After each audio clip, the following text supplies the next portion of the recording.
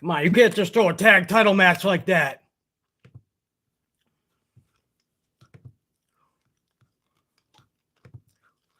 You can't just throw a tag title match on the pre-show. Come on, man. You bulked the 5 matches. That's a takeover. You put 7, and now you pigeonholed yourselves.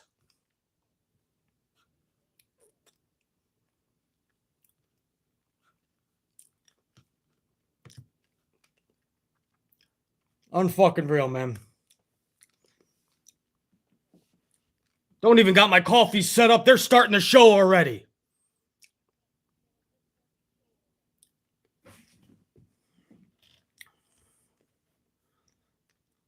Toxic Attraction coming on down. I gotta get my fucking self ready up in here, man. Let me get the small screen up. I got the big screen up. Unit, what up? My amp unit just popped up. What do we got? Already a fucking bomb gun. We got a banger by fucking Carlos up there, man. Carlos, I'm going to get to that in a minute, dude. Come on, bro. Never needed, always appreciated, but damn. That's one way to start this bitch off. There's other supers too, but I got to get to you. I got to get to the Smackdown review.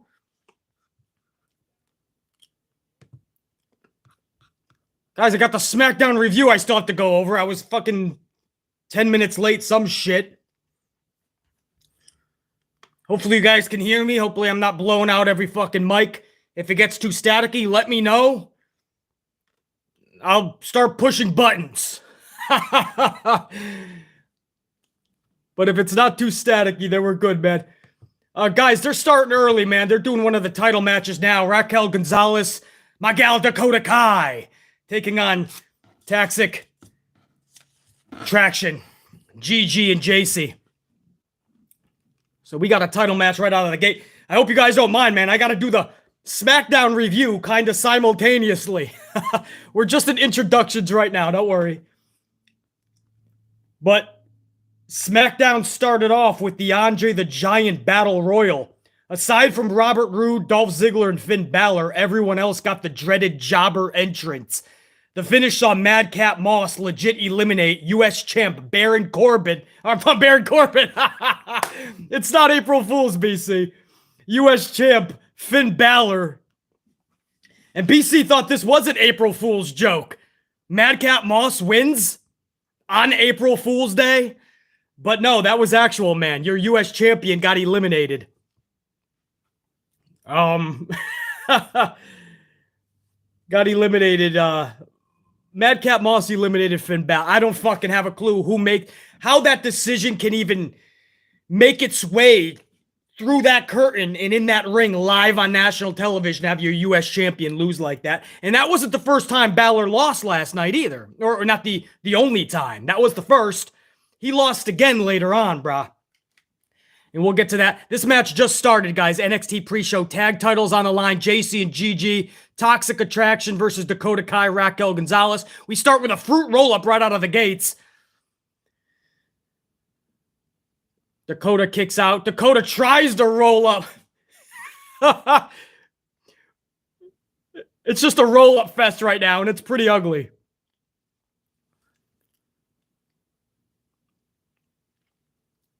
They're just doing one roll-up after another. Looks a little sloppy right now. I hope once the rust kind of wears off, the nerves.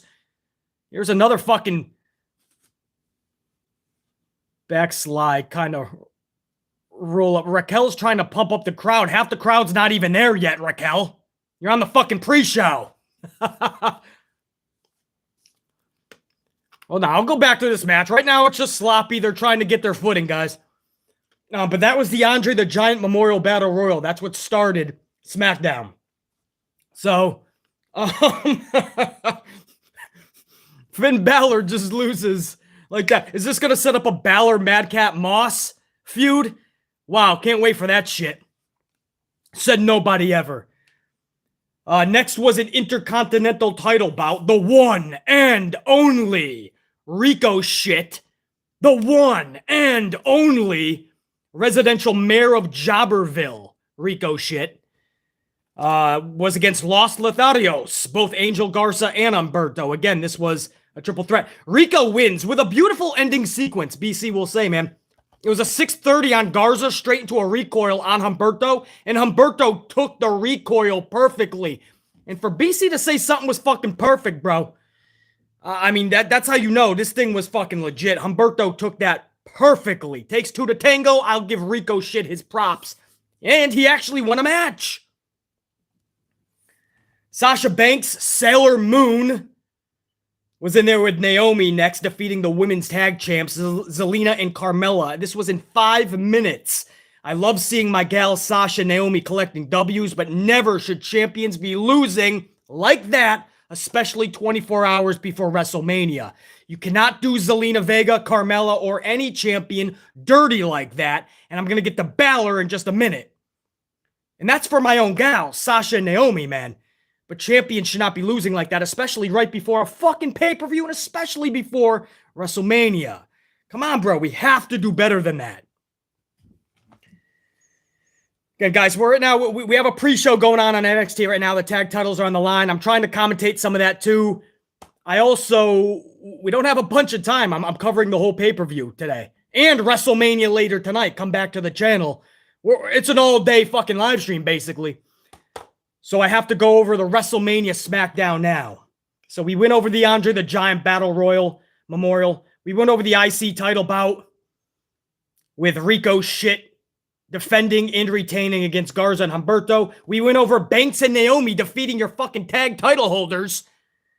And Charlie Flair is out next, and the whole promo was so cringe, man. I'm not even joking. She spent 4 minutes trying to convince all of us that she's cool. Charlie Flair said everyone wanting to be her, that's cool. Everyone wanting her autograph, that's cool. Being the greatest human to ever wake up in the morning, that's cool. Maybe I ad-libbed that. I'm cool is basically, I mean, everything was just about how Charlie is cool. And oh, the irony, right? Because it's the opposite, right? Fans don't really look at her as cool. There is no connection with Charlie. She has a fan base, and that's where it ends. There's no real connection. So for her to go 4 minutes trying to convince everybody that she's cool was kind of ironic and a good April Fool's joke. This promo was not good, guys. That's not throwing shade at Charlie or anything like that. This was not a good promo. You're taking on Ronda in one of the main events tonight, later tonight. Austin might be in the main event with Owens. But Ronda and Charlie will be right there, and that's your lasting fucking visual and what we hear. I'm cool in the following reasons. And then we got Rick Boogs versus Jimmy Uso, while Pat McAfee is jamming. You know what? I'll get to the main event and this matchup for SmackDown in just a little bit. Let me call this match, man. I can't do that. This match is going on, and here I am talking about fucking WrestleMania Smackdown as if anybody gives a fuck. I got live fucking action with my girl Dakota going for the title. I'll go back to SmackDown, WrestleMania Smackdown. Don't worry. We're here for a few hours, guys. Get your coffees ready.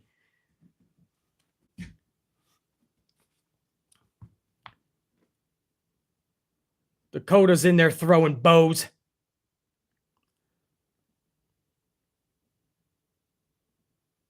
We've seen none of Raquel Gonzalez. Wade Barrett.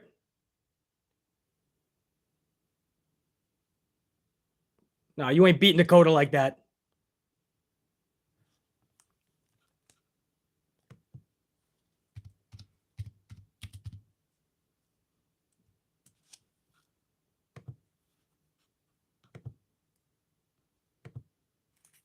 Gigi makes the tag, man. Dakota Kai.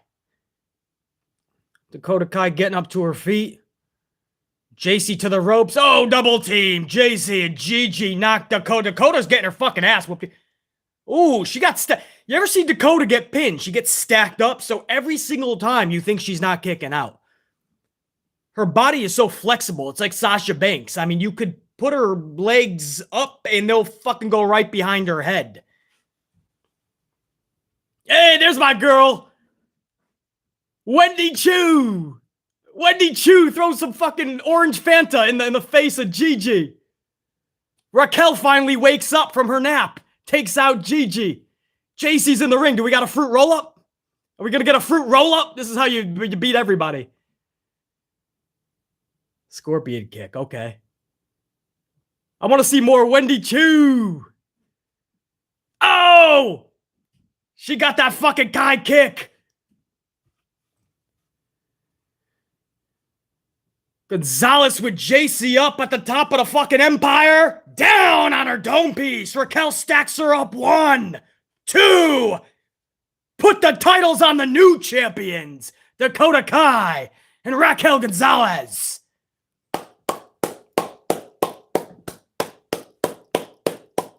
My girl Dakota, man. Raquel, no doubt, but my girl Dakota. You know, this is what I mean about Vince McMahon. He didn't know what the fuck he's doing. He told her over 2 months ago, she's getting called up to the main roster. She went to several SmackDowns, had some dark matches, stayed at catering for several shows, and then she was told, yep, you're going to be permanently back on this brand. I mean, it's probably best for her. Look at Wendy. Look at Wendy. She just woke up from her nap. And then Raquel wakes up from her nap simultaneously, throws the orange Fanta into Gigi's face. Raquel with the boot to the dome piece. Gigi's a non-factor. JC's way up in the fucking air. She's got her own fucking climate control up there. Boom! Down onto her fucking dome piece. And to show some respect to my boy Howard Finkel. And new tag champions. Look at Wendy. Wendy Choo. A star in the making right now, brah.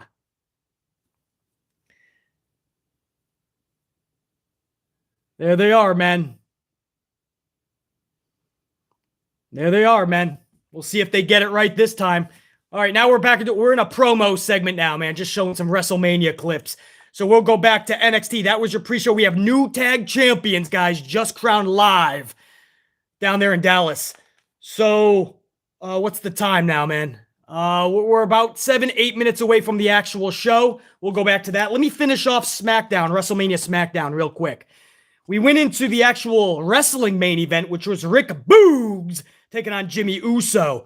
While Pat McAfee is jamming on the commentary table to Shinsuke's music, Austin Theory swipes his leg.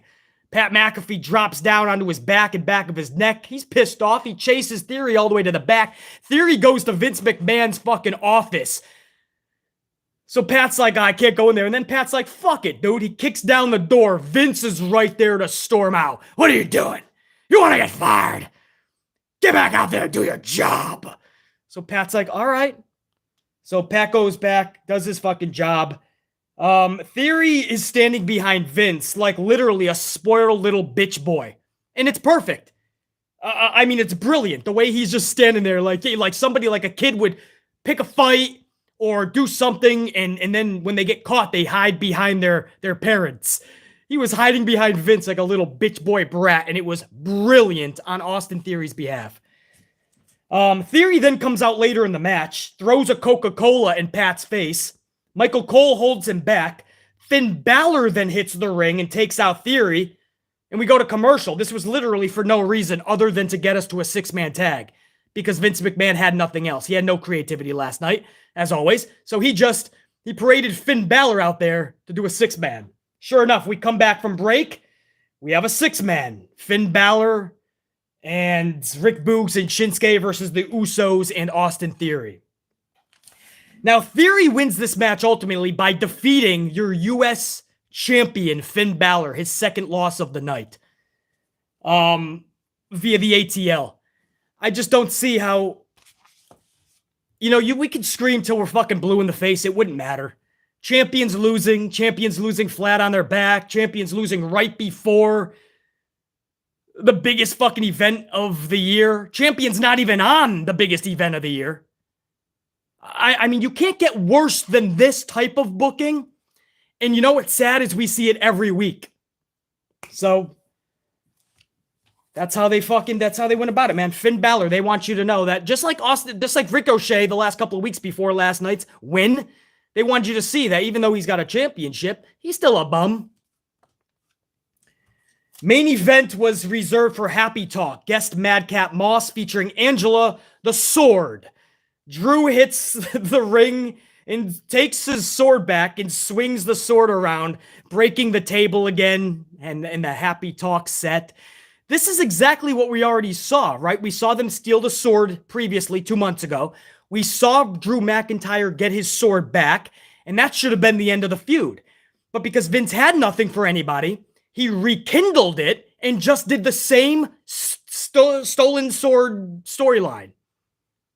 I hope you guys understand. This is just redundancy. If you forgot, then that's what Vince wants. He wants you to forget that shit. But BC's not going to. This is the same exact storyline. And even worse, we have Drew versus Corbin this weekend. I think tonight, actually. So the payoff we already saw. He got his sword back. What more do you need to see? Because BC's done. We've seen the face kick ass. We've seen the face get his prize back, which is the sword. There's no more payoff. I said that about Rey Mysterio on Monday. The good guys beat the bad guys' asses, Logan Paul and Miz. Then they beat him up after the match, and then they took the mask back, so Rey has his mask. I don't get it, bro. And that was WrestleMania Smackdown. So I kind of went over it in this first full 16 minutes, guys. I'm trying to go back and forth between Stand and Deliver's pre-show and WrestleMania Smackdown. But that was Smackdown. Guys, what a fuck. Well, welcome, man. For everybody joining at the top of the hour or coming in, man. What a fucking weekend already. The Undertaker in the Hall of Fame. The best speech I've ever heard. They gave this dude an hour, and he was just walking the ring, and it was like he was giving a seminar. And I'm like, this dude can go to 5 a.m. Let him rock. He was telling stories, talking about his goals and keys to success. I mean, there is nothing like The Undertaker. We already knew that. But that speech was fucking phenomenal. Get it? Phenomenal. It was fucking awesome, man. And to Queen Charmel, congrats. To Vader, long overdue. To my boy Shad Gaspard. Big shout up there, man. He got a beautiful wife. His kid looks like such a good kid. Like he's going to be a really good kid when he grows up. So to Shad Gaspard, man. No better recipient of the Warrior Award. And the Steiner brothers, they gave a live mic to Scotty, and he was good, bro. He was good. And it was so cool to see the Steiner brothers. Scott took so much time. Rick was like, thanks for saving me time. You talked throughout my speech. So they were funny as always. Man, it was great, man. Matt Riddle was just an idiot the whole night. He was sitting up on the stage with the wrestler. It was like he was so stoned he didn't know where he was at. He was sitting down when he should have been standing up and applauding. He's pointing at Vince when he came down to induct the Undertaker. He's pointing at Vince like, dude, guys, that's our boss. Like, I like Riddle, but there are times you just want to motherfucker and be like, wake up, man.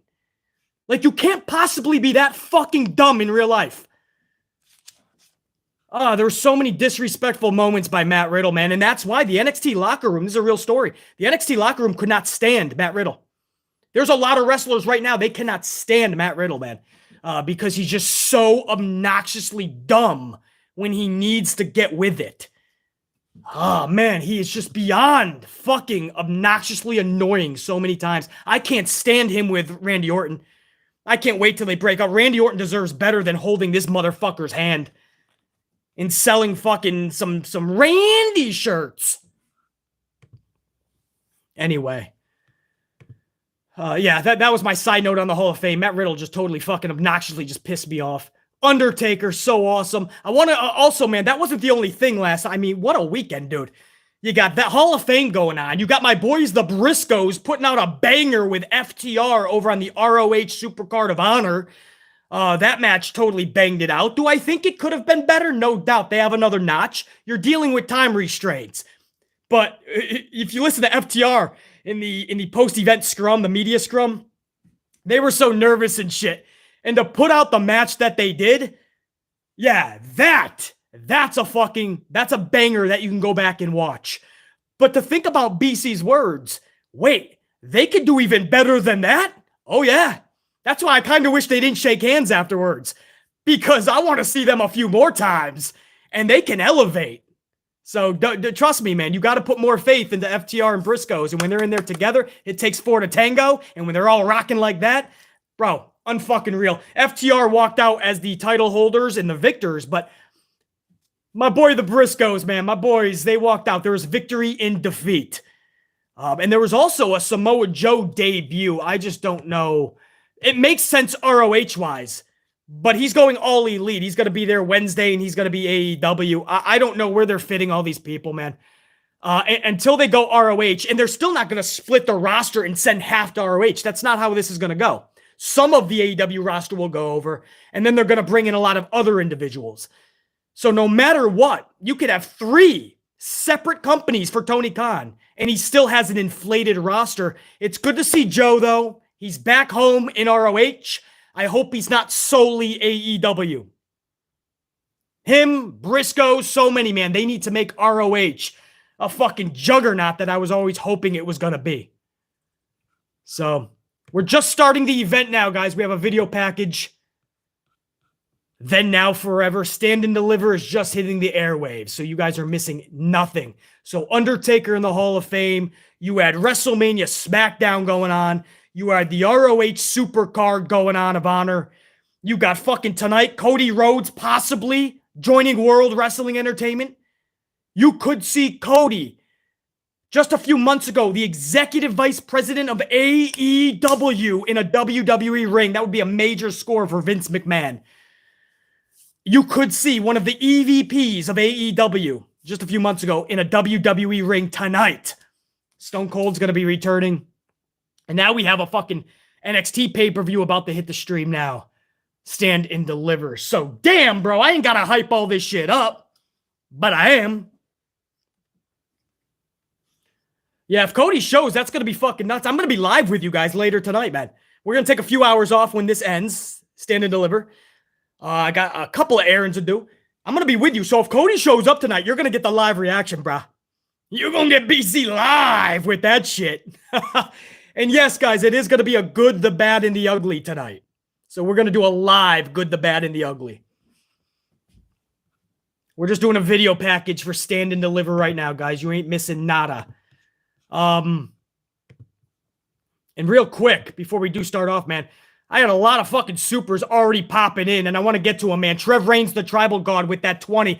I couldn't imagine a 2-hour live televised show ending and going off the air with happy talk. And what the fuck? Finn Balor done so terribly filthy last night by being a part of that stupid battle royal and getting eliminated by Moss. Woo! That was a lot to unpack there, Trev. You're right, man. He ended his go-home show, WrestleMania Smackdown, with happy talk. Were you not entertained?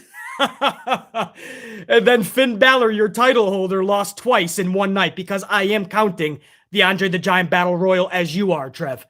The Memorial Battle Royal. So that's Vinnie Mac, though. You don't act like you're surprised.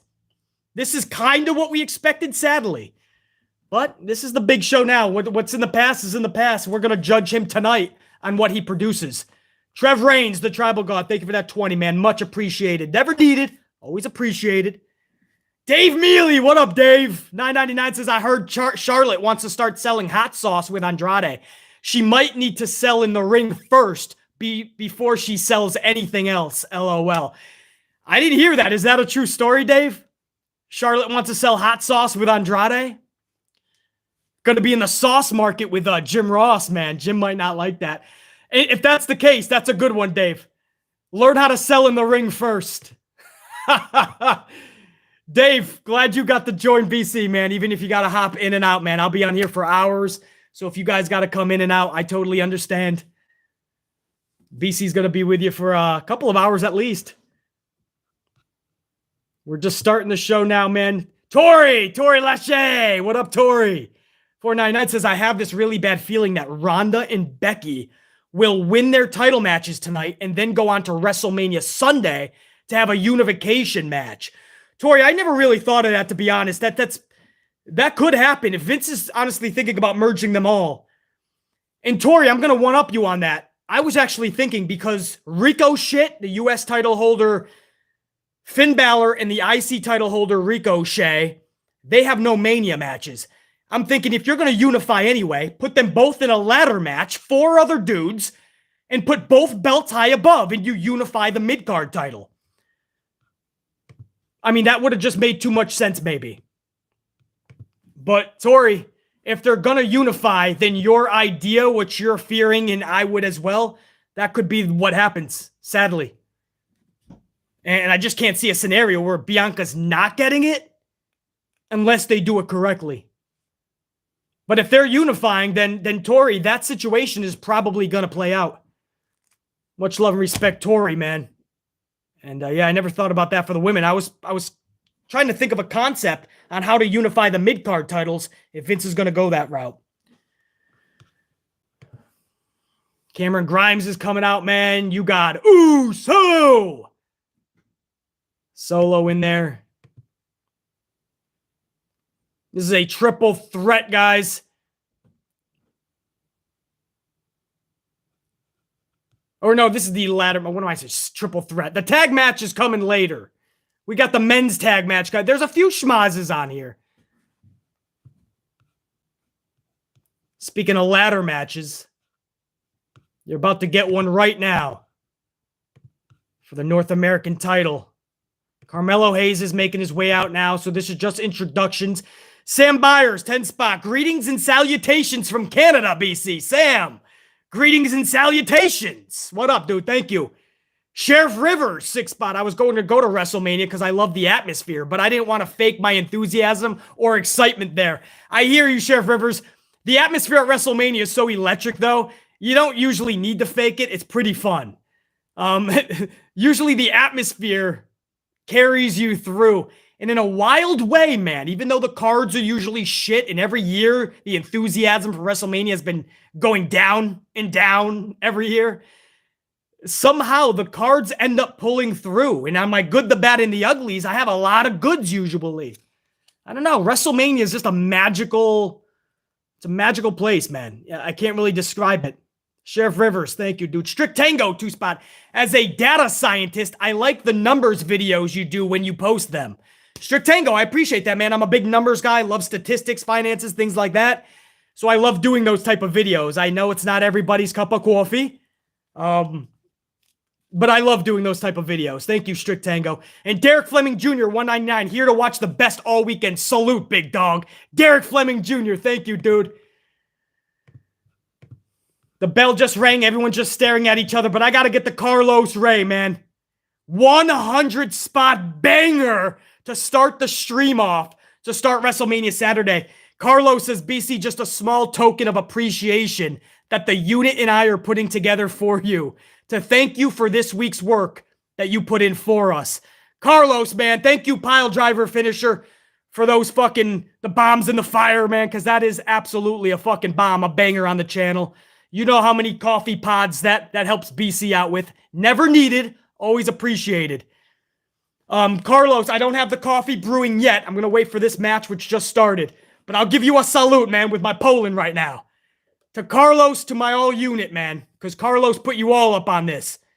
He said a token of appreciation that the unit and I put together. So much love, Carlos. And Carlos. Yeah, Carlos says, hey, it's me and the unit, brother, no doubt. And Carlos, thanks for always being here on all these streams, man. It's my tried and trues that get the party fucking started, dude. A fucking 100 banger before we even started the motherfucker. Man. To say humbled, man, doesn't even begin to fucking play it out, Carlos. I appreciate that. Tony, thank you for showing that love over to Carlos, man. NJPW girl, thank you. JR9 Gaming, what up, dude? James Miller. Pimp Jesus is showing the love over to Carlos and themselves. Carlos said it's the unit, too. Pile Driver Finisher. Dave Mealy. Dave, that's for you, too, man. The bangers that you sent over. Guys, I know there's more supers. I'm going to get to them, but we just started the event off, this ladder match.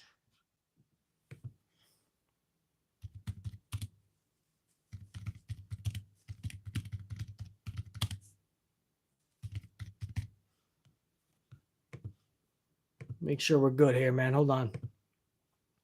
Got to get this up on the big screen. What the fuck is that? Get off the fucking screen. I didn't type that shit.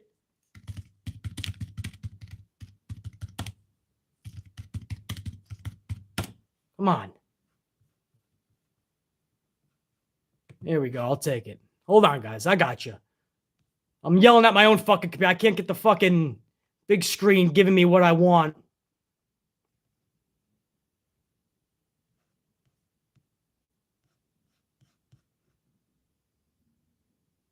All right. All right, I got it now, guys. I'm with you, man. We're live. Technical difficulties. What can I say? What the fuck, man? It keeps going to a dark.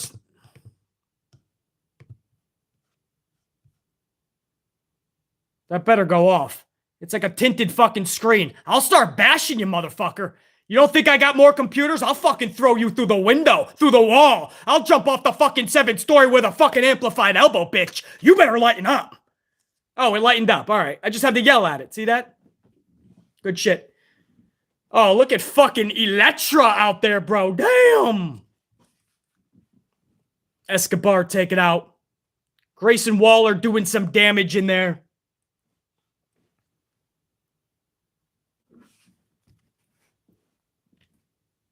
Grayson Waller. Look at this motherfucker bringing the fucking biggest ladder to get up to the top story of the Empire State Building.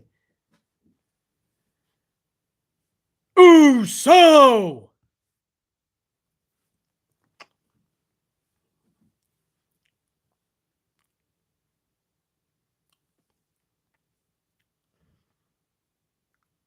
What's going on here? Cameron Grimes. See, this is a little bit of a circus, man. I'm not a big fan of schmaz matches, but we'll give this a shot.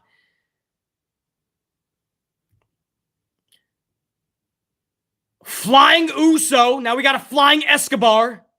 Oh! Oh, that was head to face. You better check on Us. You better check on Us. Escobar just hit him top of his head into his face, bro. The referee checked on him, said he was okay, I think. You saw him immediately go and put his black box on. Whoa, a flying Cameron Grimes to the moon.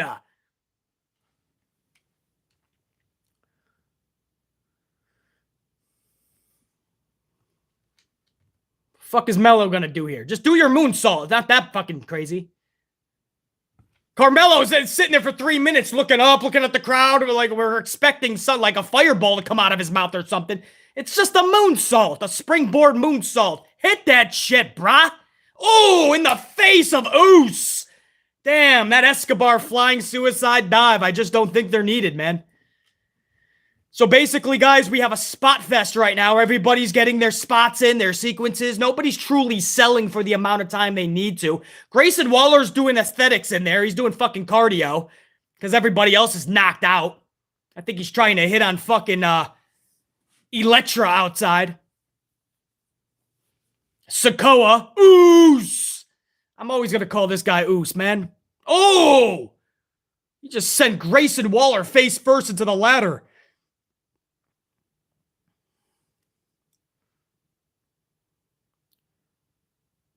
Sokoa has the ladder into Grayson Waller, pins him against the corner. A smack across Waller's face. Hayes goes face first into the ladder. Totally fucking missed Us on that one. Escobar comes in, sneaks in from behind with an even bigger ladder while all of them are battling in the corner. Escobar comes flying in. Escobar fucking... Us bobbed and weaved all of them. Now Escobar is pinned up in the corner with 2 ladders, a Carmelo, and a Grayson. Look at that classic Us look, man. If that's not the Usos. Look at that look on this dude's face. There he goes. Oh! He does the flying backsault into the ladders, into all 3 human beings. They're all fucked up. And now Us looks high above to set that son of a bitch up and claim that championship, the North American title.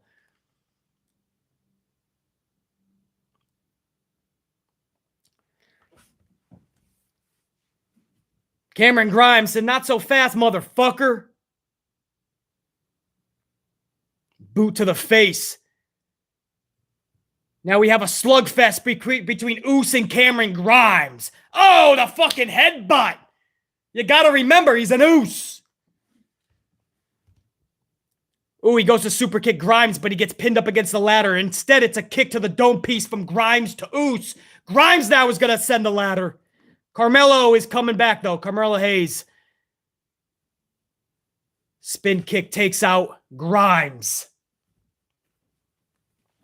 Grimes is now closing up that ladder. He does not have retaining that or getting that title in his prospects right now. Instead, he wants to do some damage. He slingshots the title over to Grimes and then delivers a super kick. Hits the ropes.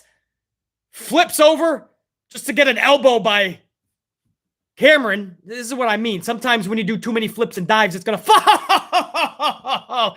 Grimes just took Carmelo out with the ladder. He got turned inside out. Carmelo's fucked up. Escobar comes up, takes out Grimes. It's a spot fest. It's one of those matches where you're going to have two people going. When one guy goes out, another will come in.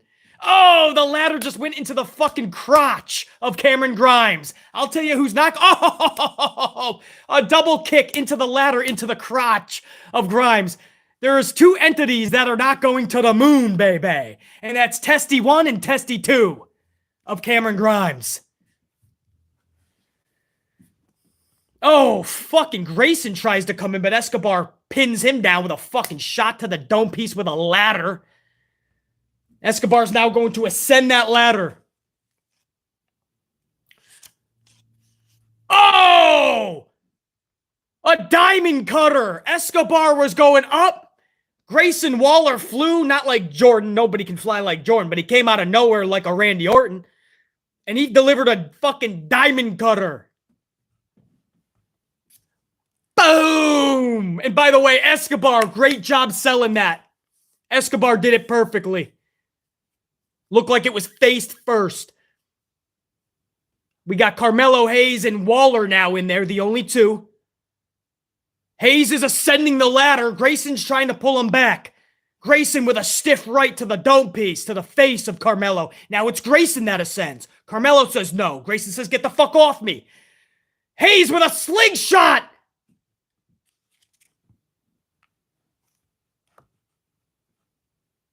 Hayes just did a fucking slingshot wipeout of Grayson, man.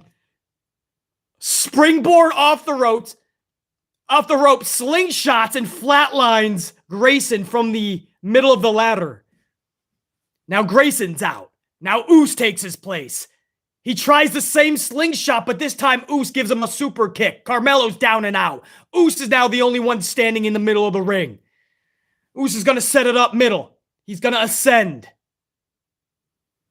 The crowd is chanting, ooh, so, ooh, so. So the crowd is strongly behind Oos. Escobar comes out of nowhere now. They're both at the top of the ladder. Oh, a groin shot by Escobar. A couple of more pops at the top. Escobar, but it's Oos that's not going to, he's not going to quit. He's going to fight back. Escobar's got his hand on the title, but Oos is like, get the fuck off that shit. Escobar puts another hand on it. Escobar's literally at the top. We might get a... Oh, shit! Check this man. He's out on his feet. Holy shit, Chance. A springboard power bomb into a ladder off the top of the ladder. Son of a bitch. No! Fuck! Oos he just got his stripes tonight. Somebody check him. The referee's in the corner checking on him. He must be all right. He already went to his black box to tell Vince and whoever the fuck's back there right now. It ain't gonna be Vince.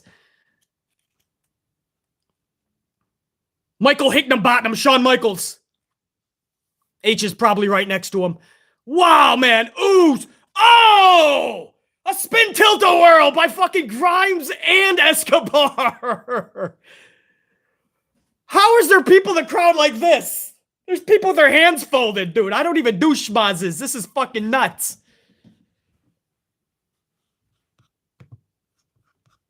Damn.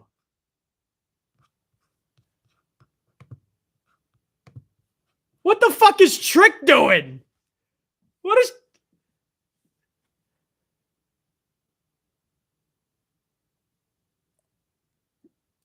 Whoa! Oh, shit! Electra's gonna... Oh! This...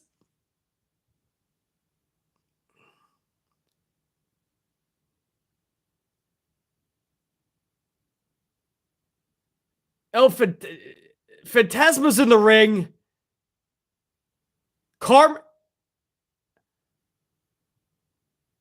Oh! An electric dive from Electra from the top.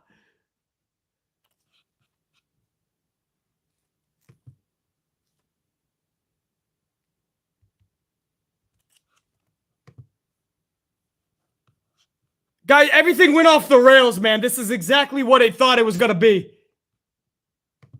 Absolutely chaotic. There's no way you can actually call it.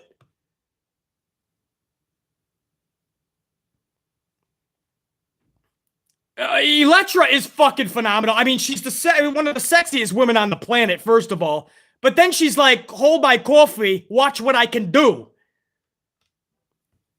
Big dude is in there pinned between fucking ladders, bro. Phantasma's fucking him up.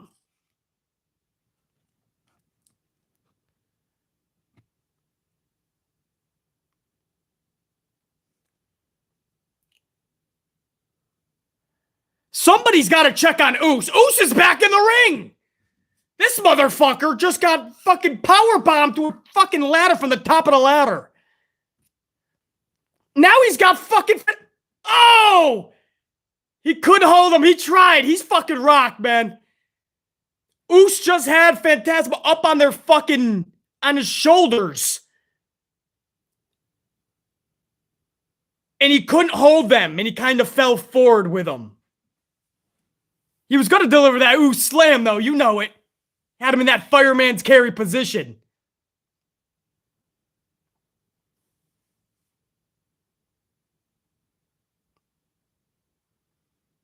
Escobar's coming right back up with Oos, top of the ladder.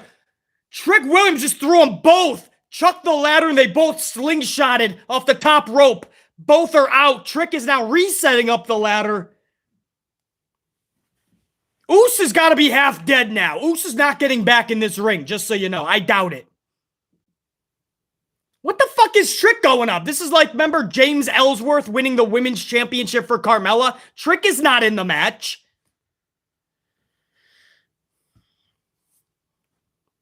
What the fuck is this dude doing? Nah. Cameron Grimes is like, bye, bitch. He's lifting the ladder up. Oh, Trick Williams just flew. A fucking 747, not to the airport, but straight into fucking NXT talent. To the moon is the chant.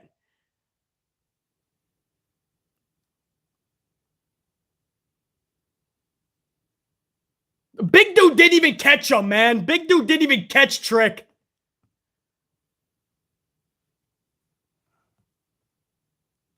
That was like slow motion. Trick was like, catch me. Big dude like, nah, bitch. Hayes now. Hayes is doing the fucking Carmelo Anthony. Three-pointer. He's ascending that ladder. He's weird, really far away, though. Grayson is closer, and Grayson just shot pulted to the top. Now you got Grayson Waller and Carmelo fucking trading blows. There's another ladder being set up by Cameron Grimes. It's a smaller ladder. It looks like it was built for Rey Mysterio. Oos is going to get back in the ring somehow. Oos is going to climb the smaller ladder with Cameron Grimes. On the other ladder, the medium ladder, you have Carmelo and Grayson. There's another ladder being set up by Escobar. Now everybody's up on a fucking ladder in this Fatal 5-Way. We have an aerial shot of all 5 dudes. Every hand is trying to get up there like it's the Undertaker's hand coming out of a grave. Nobody can actually grasp the title. Cameron Grimes and Oos just fell off the fucking ladder, catapulting into the top rope. This leaves only 3. Grayson and Carmelo on one ladder, Escobar on a separate ladder. Carmelo now gets dropped by Grayson Waller. Now you have Grayson and Escobar. Escobar just gets fucking catapulted off of his ladder, and now it's just Grayson. Grayson's thinking about doing a move, or do I get the ladder? Get the ladder, you dumb son of a bitch. He listens to BC, and he's going for the ladder. Grayson's got it. Grayson's got it. Oh. Escobar grabbed his foot. Escobar gives him some fucking stiff shots to the side of the neck. Grayson with a stiff right. A forearm, a slap to Escobar. Escobar does not look pleased. Escobar's pissed, rather. Escobar's trying to get some fucking blows in on Grayson. Grayson refused to fall. Frankensteiner off the top of the ladder! In honor of Scott Steiner, the Frankensteiner! Oos! An Uso splash on Escobar! This guy's got 9 lives like a fucking cat. Oos is not dead yet. Oos is not dead. This crowd is burned out from ROH Supercard of Honor last night, because you still got a lot of people like this. If I'm there live, I'm oohing and ahhing this shit. I'm not even a fan of schmazzes, man, and I understand what a spot fest is, but fuck! These dudes are putting their lives on the line. Oos is all the way up top. He might actually get this, but it's Cameron who's bringing him back down, man. Cameron and Oos are now trading shots. A super kick takes Cameron, not off his feet, but into the turnbuckle. Oos is going to fly, but he goes right shoulder first into the fucking post. How much more can Oos take? Is he going to go through these tables? No, Oos is not going to go through the tables. Oh, he just got pinned. Double feet, double boot by Cameron. Oos is on top of the tables. I mean, the fucking ladders, bro. Something tells me Oos is going, no. Okay, thank goodness, man. Maybe it's Cameron going through. There's 2 ladders set up on the barricade and on the ring apron. So somebody's going to go through them, it looks like. Cameron Grimes and Carmelo Hayes are beating the fuck out of each other. Right now, they're both on those ladders. So somebody might fly on them. Is Oos gonna do a flying splash? No, it looks like Grayson. Grayson's on a mega ladder on the outside. It looks like he's gonna fly on top of Carmelo Hayes and Cameron Grimes. Oh, fucking A! I think he broke his leg, man. Holy shit, chants ringing out from Dallas. Trick Williams was able to get Hayes out. It looked like Cameron Grimes got out. Maybe broke his arm. I think he broke something, man. This did not look good. Oh, fuck. Grayson Waller. Slow motion. Let me see this shit, man. Everybody moved. It looked like he went right in between and smashed the ladders. Oh, his arm got pinned on the ladder and his leg hit first. Fucking A, I hope Grayson's okay, dude. Escobar, meanwhile, back in the ring. Escobar just took down Carmelo Hayes. Escobar's got Hayes flying down. Hayes is knocked out now. Escobar's the last man to stand. What the fuck? To the moon! Grimes came out of nowhere. He's going to the top. To the moon. To the moon. Grimes got it. Grimes got it. New champion and new. Grimes got it. Son of a bitch, when it was all said and done, Cameron Grimes got it. I've seen this dude take some serious losses to LA Knight, and we love LA Knight. And I'm not saying LA Knight should have lost, but there was times where this dude could have been made, and I felt there was a few missteps. What you are seeing right now is a star created, whether you like it or not. Cameron Grimes going to the moon. I hope Grayson's okay. That didn't look good on 2 separate accounts. And he did not wrestle afterwards as the ladder was obtained about seconds later. They're showing this in instant replay slow-mo. Damn! Grayson Waller. Send this dude to the hospital, get him checked out, and I hope everything's okay. Wow! Cameron Grimes just took all of us to the moon. Look at his expression. This is their life's work. When anybody goes, it's a TV show, relax. This is their guy's fucking livelihood, their careers, who they are, what they will be remembered for. It is real emotion when these motherfuckers wrestle. Oos! Standing ovation for Oos. Oos was amazing, man. Wow. I don't do schmaz matches. That was a ladder match for the ages. Oh, man. I need a coffee after that one, huh? Need a fucking coffee after that one, man. God damn. Wow, man. Get some strength up in this bitch. Get the temperature rocking.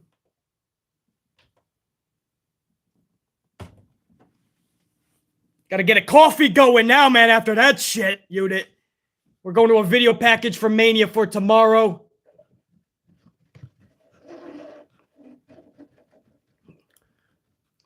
Man, I got you guys on the supers, man. I went through a bunch earlier.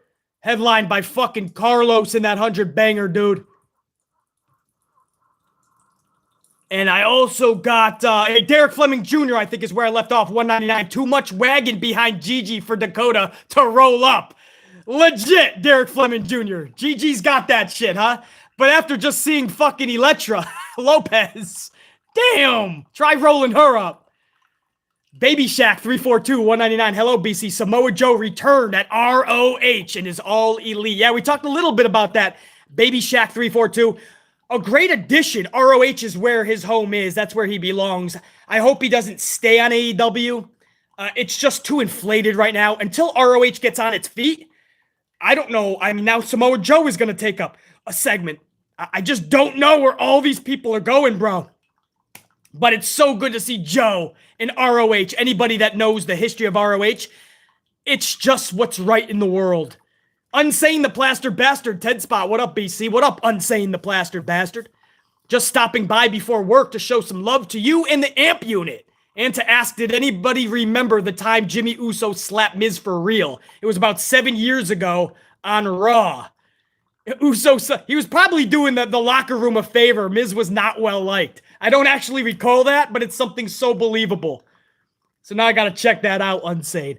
And yeah, smash it out at work, man. Kick that ass. Thanks for stopping by first before work and showing that love. On behalf of the unit, right back to you, brother. Smash out the day. Come right back tonight for WrestleMania. Hopefully you can catch tonight's stream because we're going to be live again for night one of Mania. Oh, we got a Dunkin' Donut coffee brewing, bro. Papo Jr.'s up in this bitch, $9.99. Briscoes versus the FTR was straight fire. Glad to be here with the AMP unit and BC bringing the amplification. Love the debut of the coffee maker. Video of the year so far. Sasha, you rock. Did I mention Briscoes versus FTR? Number one, Papo Jr., thanks for being up in here, man. Much love and respect. Number two, that was a fun video to make. That was real. That was authentic. I didn't know how to do the coffee maker. So what you saw was legit. That wasn't any act. I wasn't fucking around, over-exaggerating. I'm glad you liked that vid, Papo. And it's back. It's making its cameo for this long Saturday, WrestleMania Saturday. And as far as FTR and Briscoes, I talked a little bit about it earlier. Straight banger. In fact, what's scary, Papo Jr., like I said earlier, they can do even better than what you saw. Briscoes and FTR can do even more. That's what's scary about that shit. But they stole that fucking show. Dante Jared 23, what up? 199 says, Gigi got them cakes. I was just talking about Lopez just a few minutes ago, too. But yeah, Gigi. What was it? Who was that? Was it Derek Fleming Jr. said, too much wagon behind Gigi for Dakota to roll her up. So Dante Jared 23, we agree. Strict Tango, 2-spot. BC, I would rather watch you and your live stream than... Oh, no, BC, I would rather watch your WWE live reaction vids. My bad. I appreciate that, dude, rather than the actual events. I appreciate that, Strict Tango. Hopefully I can entertain you guys, man.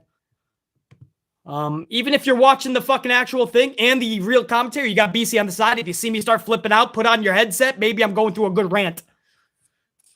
Tony D'Angelo's coming out now. Hey, how you doing, huh? A couple, 2, 3 of those cannolis on the Syra, huh? Fuck you doing over here? Leaving Tony on the sidetrack, huh? Couple, 2, 3 of these motherfuckers come up and down. Why you gotta do that to Tony D'Angelo? Tony's coming out, man. Tony D. Strict Tango, I appreciate that. Osea Weidman, always good to see Osea, $9.99. I think they should have put the titles on Casey and Jaden.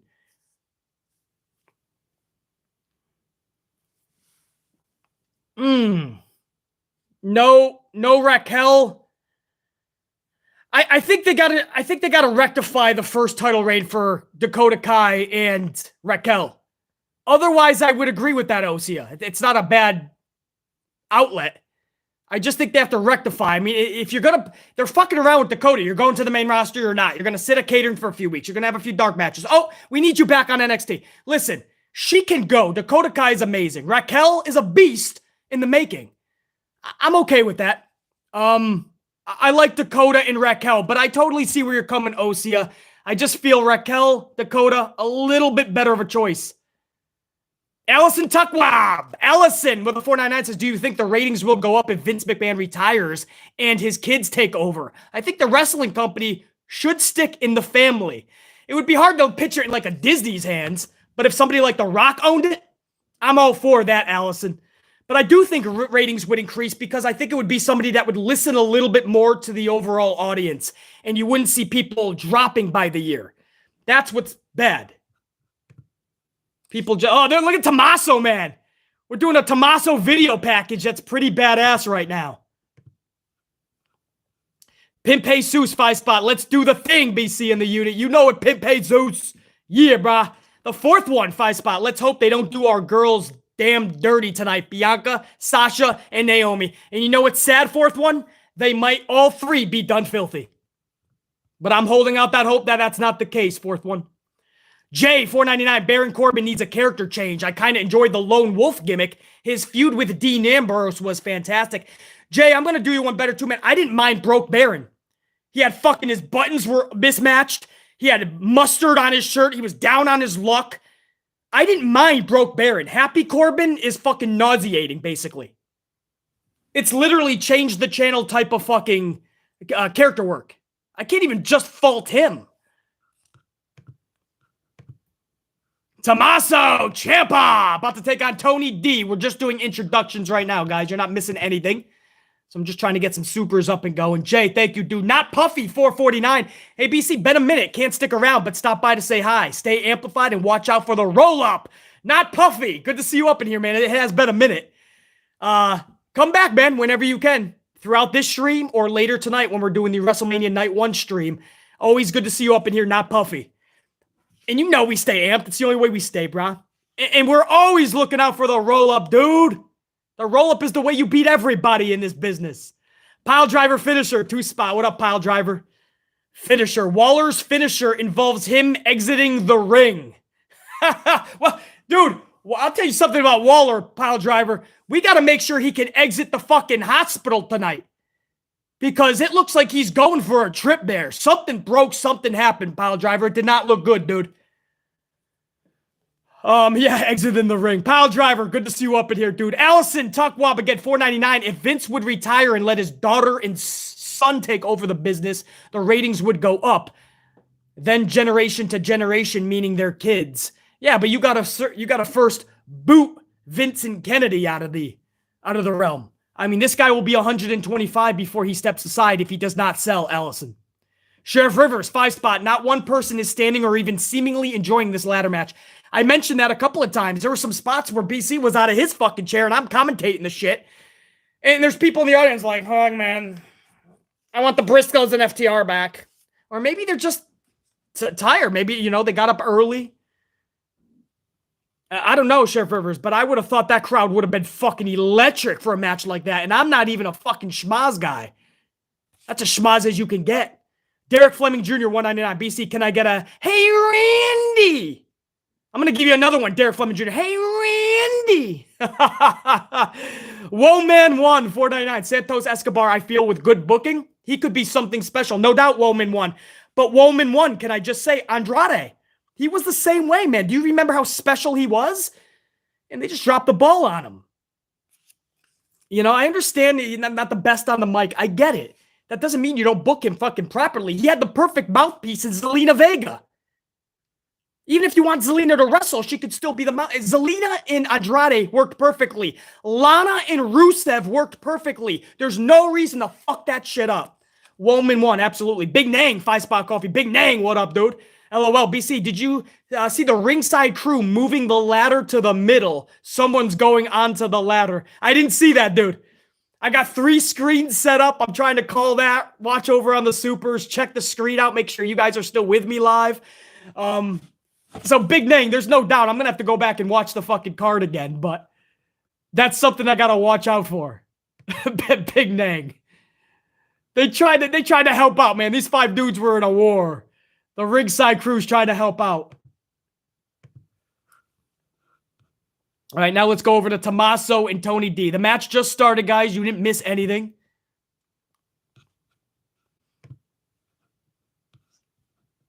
We got Tommaso with a knee into the face of Tony D in the corner. My coffee has been done. I've been going over supers. My bad. I never do flavored creamer. We're going to do a hazelnut creamer, man, which means just one. They're on the outside. Tommaso is slingshotting Tony D into the ring steps. We're going to do a fucking hazelnut on top of my Dunkin', because that just sounds phenomenal right now. I'm still going to put in 2 sugars because I just let them kind of sit at the bottom. A slight fucking stir. That's all, bro. I let it extract at the bottom, man. That's how you do that shit. That's how you make the perfect coffee.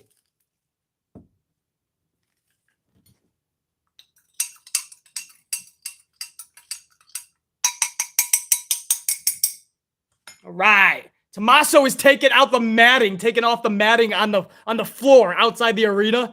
Tommaso is unpeeling that shit. Hey, by the way, salute to all you guys, man. All my amp unit out there, man. This first swig of this coffee is for all of my amp unit, man. Catching us in the middle of a fucking morning or afternoon, wherever you're from. Middle of a fucking Saturday afternoon, morning. And then later tonight for WrestleMania, man. So salute to all you guys. Ah, yeah. Ooh, we just getting amplified, bro. Oh, Tony D. Now they're back in the ring. Tony D just took out Tommaso, throwing bows, Italian bows into Tommaso. How sad was it to see Tommaso in the Andre the Giant Memorial Battle Royal last night, man? A jobber entrance, no entrance. There you just see Tommaso Ciampa in the fucking Andre Battle Royal like every other jobber. It was so sad, bro.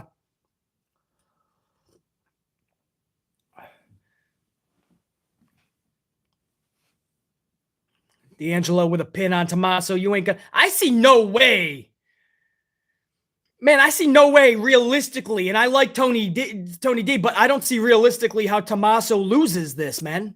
Like, realistically, Tommaso went to war with the Johnny Garganos and so many others. I don't see Tony D beating him unless, booking-wise, it's a brilliant finish. Creativity went into it. But if you're just giving me a simplistic pin, especially a roll-up, bro, fuck that shit. I may have to end the stream.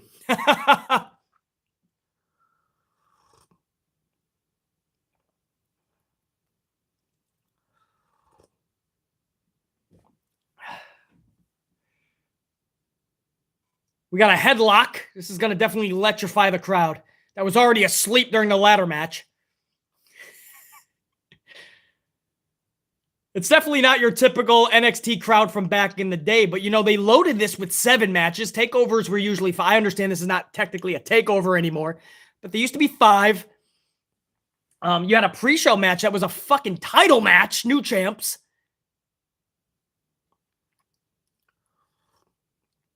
Look at the guy in the front row texting. Look at him. He's putting in his fucking pizza order for after the event. Do you still have artichokes and chives? I would like anchovies.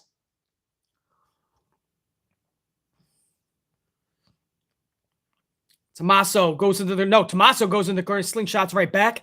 Clothesline onto Tony D. Hits the ropes. Another clothesline to Tony D. Hits the ropes. Clothesline to Tony D. Hits the ropes. And his age is starting to show. He's like winded. Tommaso's like, that's it. Now he gets another clothesline into the turnbuckle. Another clothesline into the turnbuckle. Hits the ropes. Another clothesline into the turnbuckle. Hits the ropes. Another clothesline hits the ropes. And another clothesline drops Tony D. 9 clotheslines. He tells the crowd, come on. Tommaso Ciampa shouldn't be begging the crowd to come alive. That crowd sucks.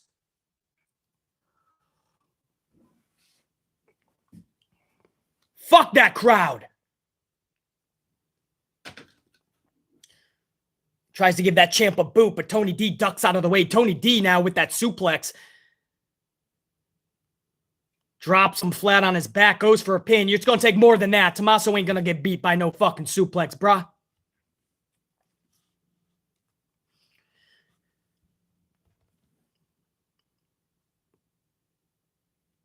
Ciampa takes down Tony D. Ciampa now. Fairy tale ending is not going to be hit now, is it? No way. Too early. Tony D stopped it way too early. Got him in a fireman's. Fruit roll up. Fruit roll up. Oh, he could have lost there. Oh, another fruit roll up. Tommaso. 1, 2. Whoa. At any given moment, you can lose by a fruit roll up. We learned that over the last 3 years. He's yelling at Tommaso. I'm Tony D. Who do you think you are, huh? I'm Tony D. Tommaso's like, yeah, bitch, these are my chops. Tommaso delivers 5 chops into the chest of Tony D and then rips Tony D's fucking shirt off to give those chops raw chest.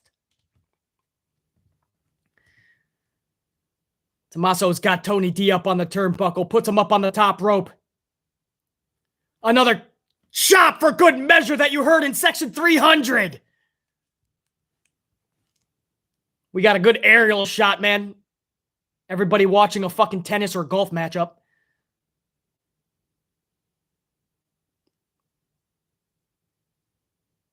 He's got him in a fireman's up on the top of the rope.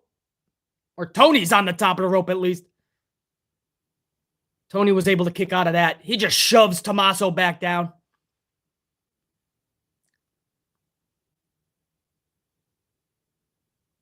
Oh, Tony D tries to jump off the middle rope, but he gets a fucking knee to his face.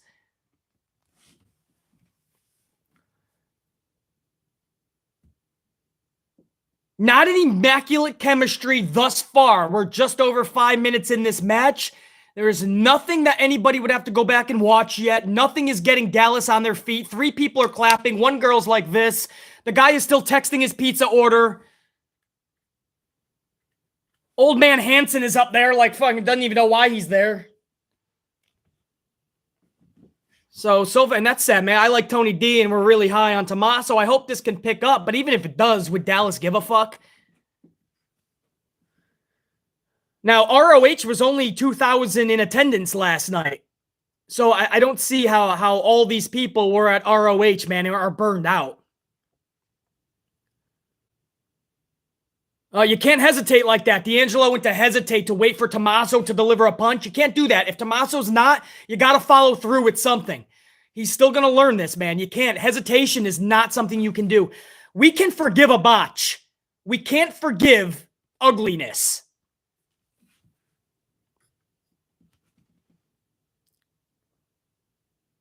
Tony D has the crowbar. Right in front of the ref, what was that going to do? Tommaso ducks. Tony D gives a low blow as the ref was taking out the crowbar.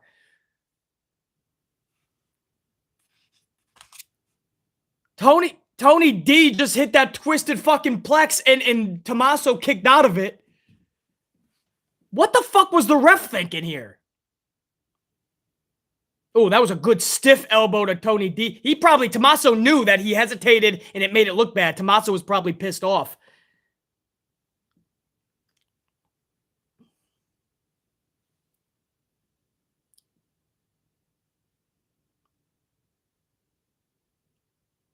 Tony D is outside yelling at the poor ring keeper, man, the timekeeper, telling him to do his job. He took the crowbar back. He reminds me of Home Alone. You know Marv and Harry? Oh, Widow's Bell! Widows! He hit the Widows, man! Fairy tale ending, maybe. Tommaso has a middle of the ring. He's got Tony D out. Fairy tale. Ain't nobody kicking out of that. Not Tony D, anyway. I mean, I've seen people kick out, though. But ain't gonna be Tony D. That's 2. What? They had Tony D kick out of Fairy Tale, bro? I like Tony D. But now everybody has to kick out of it now. Oh, they're going to have him get beat by a submission, maybe.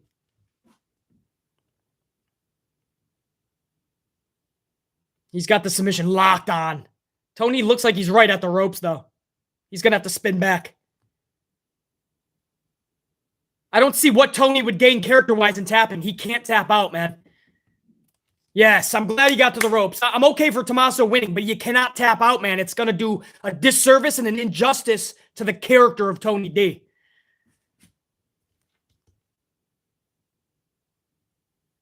Oh, we got a Johnny Wrestling chant, man. Much love and respect. Props over to Johnny Wrestling, man. John Gargano. He wanted to do a suplex. They're on the outside right now trying to do a suplex on the exposed mat, the exposed concrete. The mat is ripped off. Oh! Tony D just DDT Ciampa on the exposed concrete. Bro, if Tony D gets back in that ring, I don't see it ending this simplistically, though.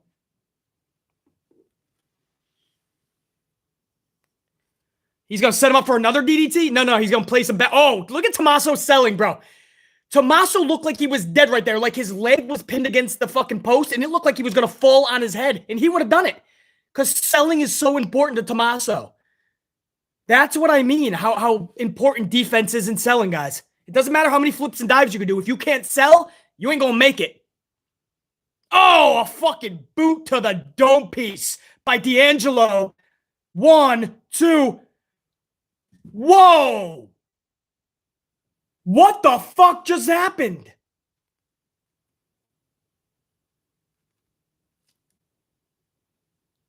What the fuck?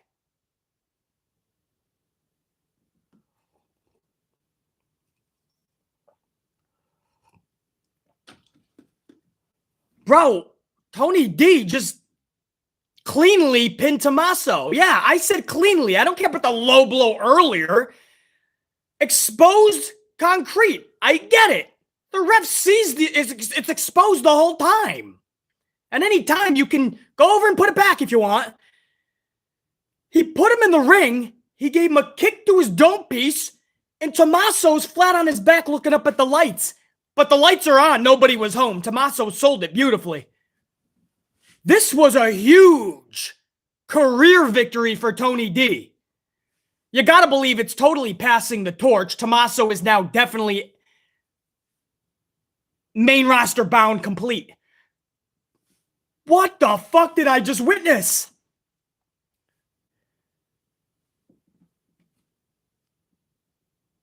Wow, I cannot believe what I just witnessed. I have never seen Tommaso take this simplistic of a loss. And that's it for NXT. For Tommaso, he's definitely just completely main roster bound now. He would have to be. You can't even show your face in NXT at this point.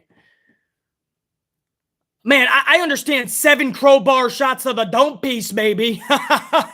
Low blow, crowbar shot. Another low blow, another crowbar shot. Okay. Hey, dude. Thank you, brother. If this is his last moment, which I think it is, dude, standing O for Ciampa, bro.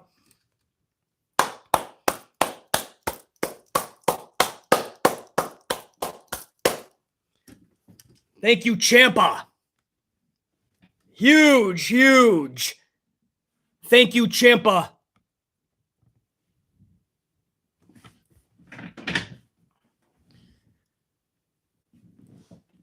Man, Ciampa just fucking got rocked, bro.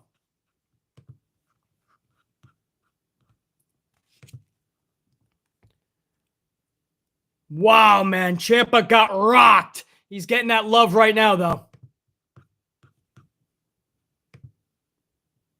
And then we just cut off a Ciampa, and that's that.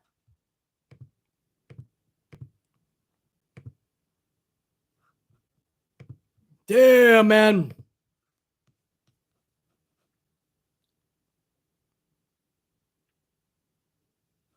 Wow. I'm still trying to process that, man. That was the end of Tommaso in NXT. End of an era right there, dude. Big time. We're in some commercials right now. A WrestleMania promo packages, so you guys aren't missing anything. Tommaso just lost against Tony D. So let me go back to some supers right now, man. Christopher Blackshear, what up, my man? $4.99. Good to have Christopher in part 1 of a double live stream today. Later tonight, we'll be on live for WrestleMania Night 1. Make sure you come back later tonight. Christopher says, Caden and Casey should get straps. They're the only legit tag team for the women. Vince retiring at Mania would be the ultimate moment for fans. Put Vince in the Hall of Fame and push him to the side, says Christopher.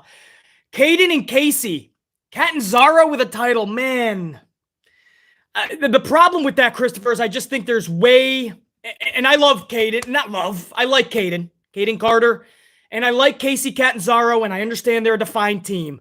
I just feel there's better on the roster. And that's the problem I would have, is do we put the titles on just better? Because we already see that that's not the case in WWE and a lot of times even NXT. So I understand tag team-wise. I just don't know if it's the best choice. And Catanzaro still has so much work to do. I know she's been there for a while. You got to remember, Catanzaro, just a couple of years ago, she admitted she didn't even know if she wanted to do this wrestling thing anymore. I mean, that's telling, man. You got to be all in or not.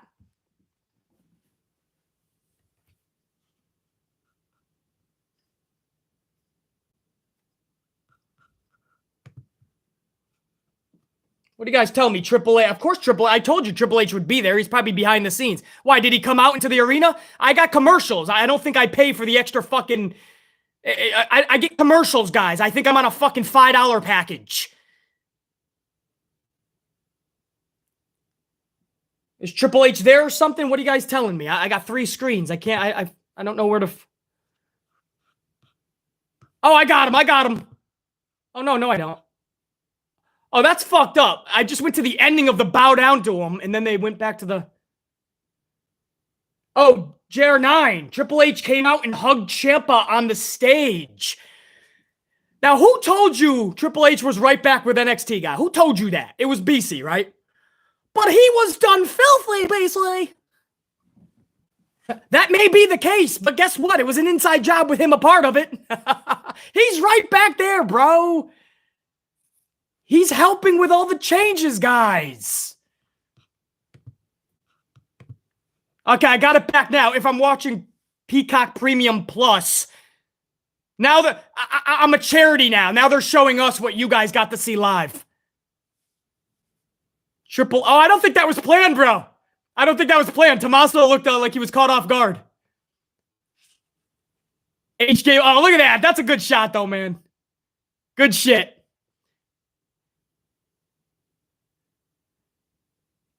Right now, he's saying, just so you know, I already talked to Vince. You're fucked.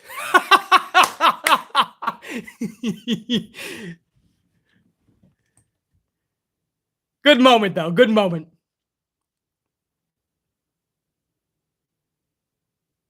Good shit. And that's the final nail in the coffin, all right? Now we are officially 2.0. No more crying, please. I understand we all miss the old school NXT. It's over. You know what their ratings are right now? In that mid-650s? The same when Triple H was leaving. So I know you can pick on Vince all you want, but he knew that he could make this look more sellable and still get the same rating. He was right. Hopefully we can stop fucking crying about that shit. Christopher. Strict Tango, 5-spot. TK needs to put effort and care creatively first for building a feud and not announce matches randomly on social media for delivering consistent ratings. Strict Tango, Tony Khan, we love him. He's a fan of fans, man. He's the biggest mark in the world, but we love him because he actually listens because he is one. But this dude loves just announcing shit. This dude will have a 200-man roster by the end of 2022. Prime Killer, 2-spot. AEW better follow up on Lethal's heel turn on ROH. I don't know. I think they are anyway. We saw last week, I think it was Rampage, wasn't it? But Lethal kind of was having a conundrum. Why am I losing all these matches? This is not right. This has to stop. And then he lost again to Mox days later on this past Wednesday. So I think Tony Khan has something bigger and better for Jay Lethal. I am hoping. If he does not, Tony's going to hear about it. because Jay Lethal is too fucking good to be losing against everybody on primetime television. On Elevation, on Dark, on YouTube, he wins all of his matches. He's got a good win-loss record. Now those losses are starting to creep up, and against all of his primetime opponents. He lost to Sammy Guevara. He lost to Adam Cole Bebe. He lost to Mox. I understand this is a story trajectory, possibly, and this is going to help his heel persona now. But that has to be it. No more losses on primetime television, because I'm not going to believe it. Jay Lethal's too fucking good.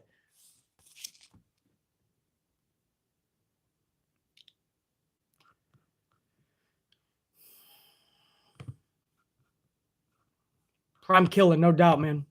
We got Imperium hitting the ring right now. We got MSK hitting the ring. We're going to have a triple threat tag title match for the boys now. Yo, Big Nang, what up, dude? 2-spot. Triple H wants our sympathy now, BC. Oh, man. Yeah, no, I mean, I'm not going to dog out Triple H. You know, the no balls Levesque thing, that was out way before. BC didn't make that up. That was just not standing up to Vince if you honestly thought that your brand was being taken over. Wouldn't you stand up for yourself? I mean, he's a multi-millionaire. He never has to fucking work another day in his life. You could easily... There's people that work at McDonald's that would not be treated badly like that. Like have somebody come in and totally take everything that they worked for. Their position. Maybe they wanted... They earned their way on the grill. No, now you're going to fucking take the orders. No, he's new. Why should I have to... There's people at fucking McDonald's or bagging groceries that would stand up to their boss because they have that self-respect. There's no reason... And they're living paycheck to paycheck. There's no reason a multi-millionaire set for life can't stand up for himself. That's why I said from the beginning, he was privy to all this, and he knew this. So it's not really dogging him out. It's just ending the narrative that this was just an agenda against Triple H. No, this was the business model that they had to move on to because Triple H got his ass whooped by Tony Khan. That's what happened, guys.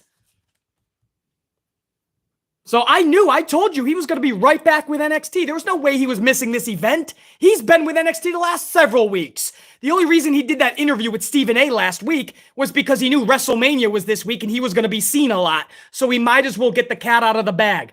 I'm already back to work. Who told you he was back to work last month? It was me. I was the only podcaster. Big Nang. Another 2-spot. BC, you pay $5, yet I'm on delay with premium 10-spot.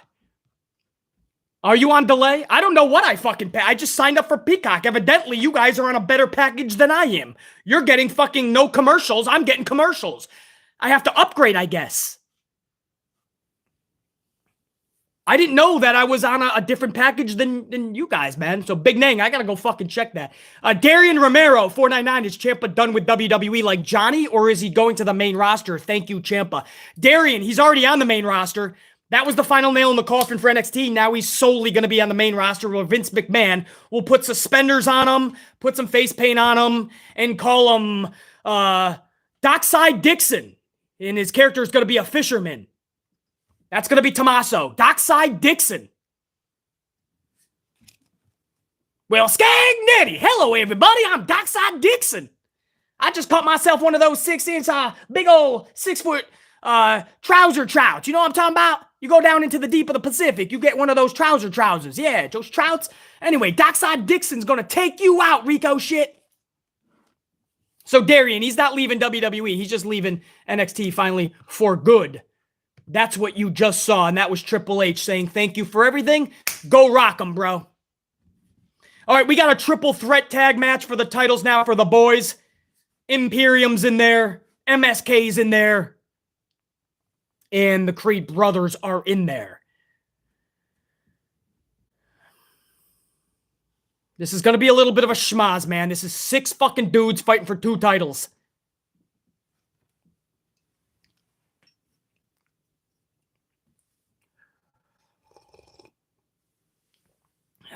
MSK, Imperium starts this thing off. Wesley kicking some ass right now.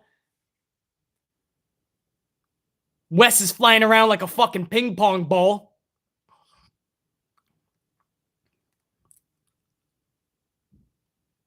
Did he tag Nash in or did Nash just come in? I missed that. Well, Nash is in now. It doesn't matter.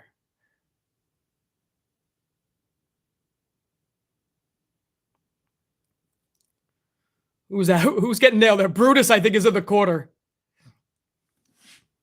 Brutus is getting his ass fucking whooped.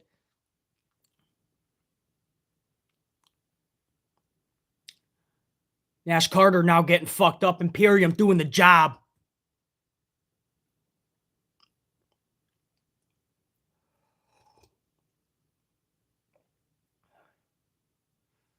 All three dudes are in the ring. This is just tornado rules, it looks like. Eichner and Brutus are now in the middle of the ring. Eichner hits the ropes. Brutus for a clothesline. Duck. Another duck. Shoulder tackle by Eichner. Nash comes in. Eichner is taking out Nash now. Tag made it over to Wes Lee. Wes Lee with a fucking shot shoulder into the gut. Damn! Catches catch can slam. Wes Lee feeling the effects. Big Brutus tries to come in. Julius hits the ring. Julius is fucking everybody up. Julius of the Creed Brothers, if you're new to NXT. The Creed Brothers consisting of Brutus and Julius. MSK consisting of Nash Carter, Wes Lee, and Imperium, Eichner, and Marcel. Julius is taken out of the ring. Eichner takes out Brutus inside the ring. Wes Lee is still in the ring. This, again, is under tornado rules, impromptu style.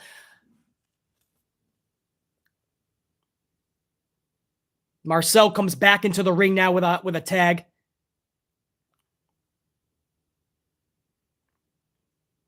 We got action inside and outside now. Belly to belly from Julius onto Eichner. Inside the ring, Wes Lee is about to get... Oh! Wes Lee lands on his head from a fucking suplex from Brutus. Nash is now in the ring. He's about to get suplexed. No, he just slings him into the ropes. Brutus is a fucking beast, bro. He's like Brock Lesnar without muscles. Well, I guess he has muscles. Seems a little chunkier. Still a beast, though.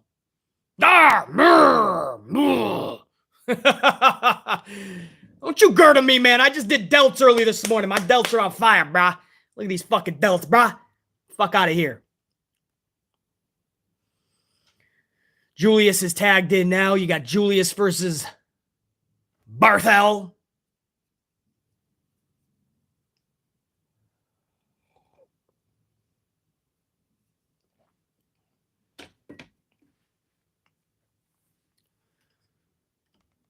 Wes Lee is now in there.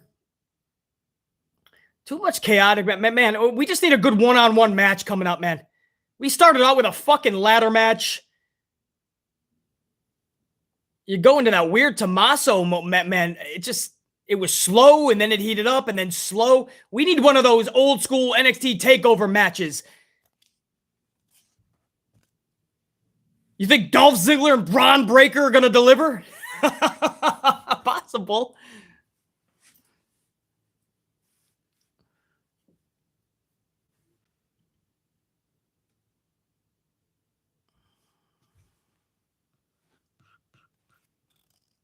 Wes Lee, Barthel in there. They got to stop making this a tornado, man. It's basically tornado rules. I can't stand that.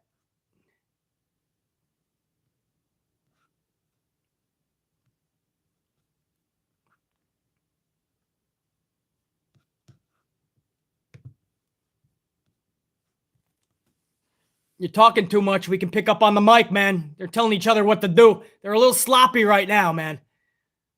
Marcel, and who is that? It looks like, I think that's Julius, who's head first right now, who just got fucking 4 boots to him by Imperium.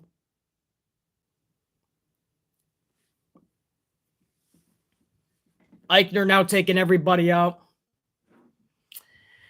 Now, here's my problem. Nobody's captivating me right now. It's a decent match.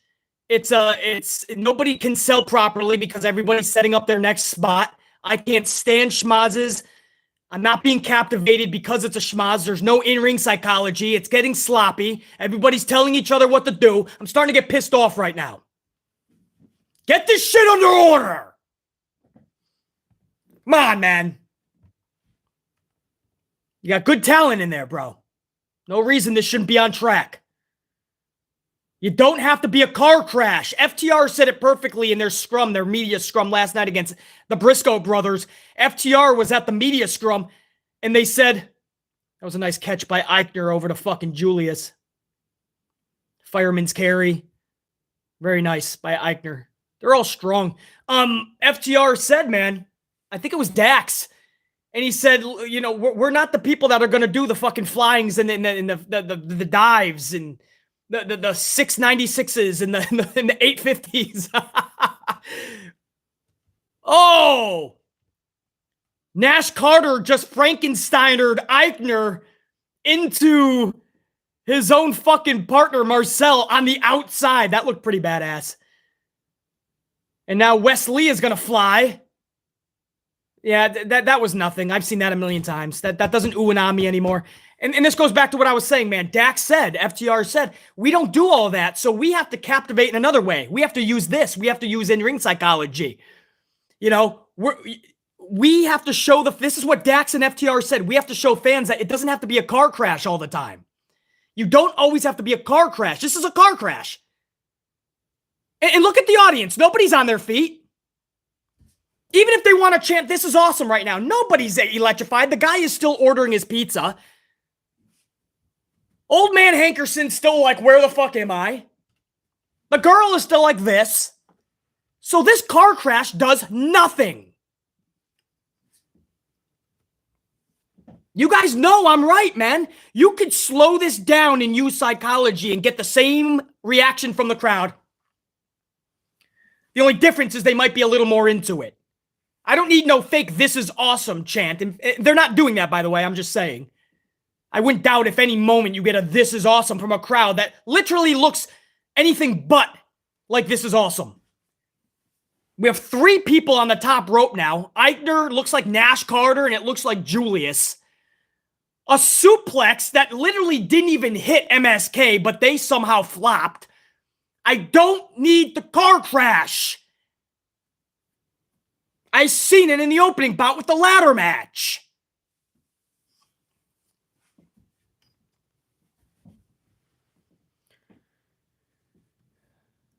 I don't want to be the old dude in the room, but I'm going to tell you right now, man, if you see the Rockers in the Hart Foundation back in the day, you're not going to see this shit, but you're going to be even more invested.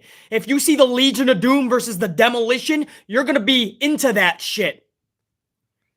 If you saw the Fabulous Rougeau brothers versus the Killer Bees, you'd be more into it.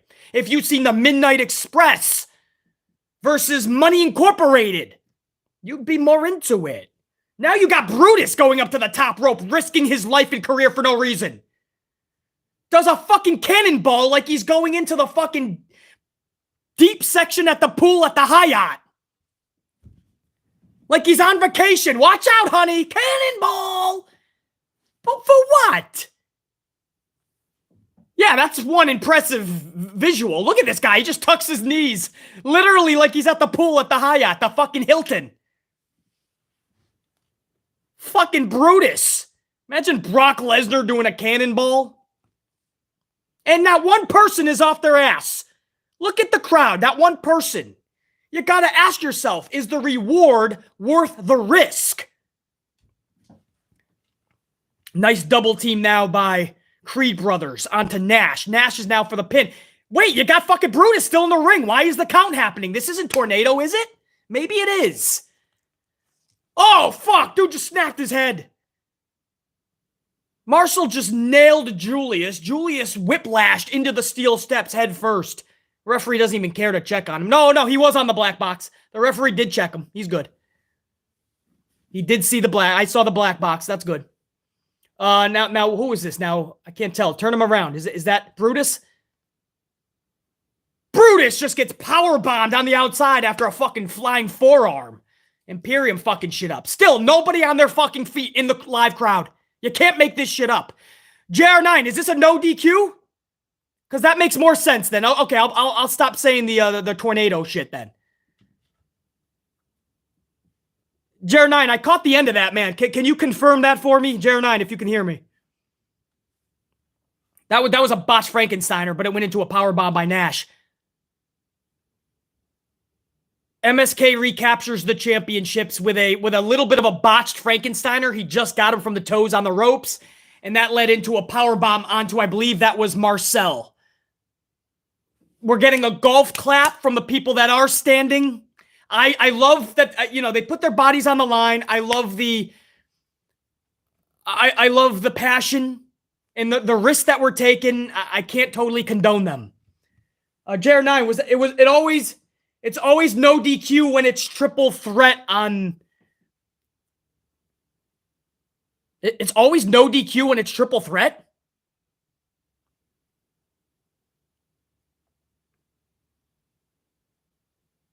Oh, yeah. Maybe. I don't know. That's how much I don't give a fuck. But JR9 knows his shit, man. That's a right-hand man on the channel, so if JR9 said it, then that's damn well how it is. That shows you how much I can't stand these fucking matches. I don't know what you want me to say here, man. There was a lot of action. So, no DQ, tornado, no fucking rules, everybody. Just go out there and just do shit. Do shit. Because we don't have creativity. Back in the day, there was a wild concept, folks. You know what you did? You had champions. This is crazy. You guys might want to get your coffee because this is going to sound ludicrous. You have a champions, and then you have challengers, and you have them go against each other. It's not that hard, man. It's not that hard. Now you just have multiple people, man. Multiple people all the time because they don't want to get creative. They just want to throw everybody in there. So that's good job, MSK, man.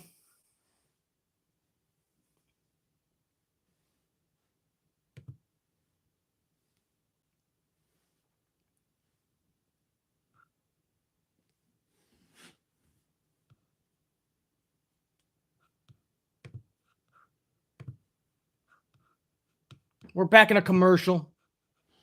I lost you guys for a sec. I got you back, man. Wanted to fucking throw that thread out on that. It came back. I got you guys.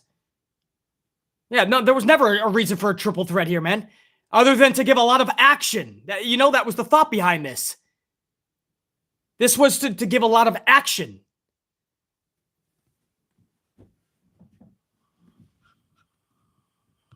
Wrestling is more than just action, bro. That's it for the car crashes for this event. I hope that's it now. No more car crashes. Renee G, 10 spot. What up, Renee? Let me give a salute over there, man. Yo, Renee. Salute.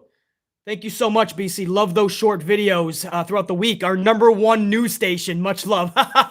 Renee, we did a lot of work this week, man. We called it the Man Channel this week. The Mania Amplified News Center. I'm glad you enjoyed all the videos, man. We had a lot of fun. We pissed a lot of people off. We gained a shit ton of new subscribers. And, man, we just rocked it, man. We rocked it. So, Renee, appreciate it. Salute.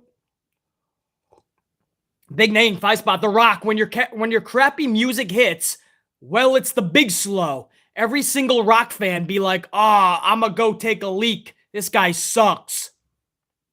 Yeah, who are we talking about? Big Show? Big name? Big Show wants to wrestle in AEW, man. He's already over there. He wants to have some matches. Dave Mealy, $4.99. Give me the British Bulldogs versus the Hart Foundation over any of today's over any of today's tag team. Dave Mealy, if I could see the Bulldogs and the Hart Foundation again, I'd stop drinking coffee for a whole day.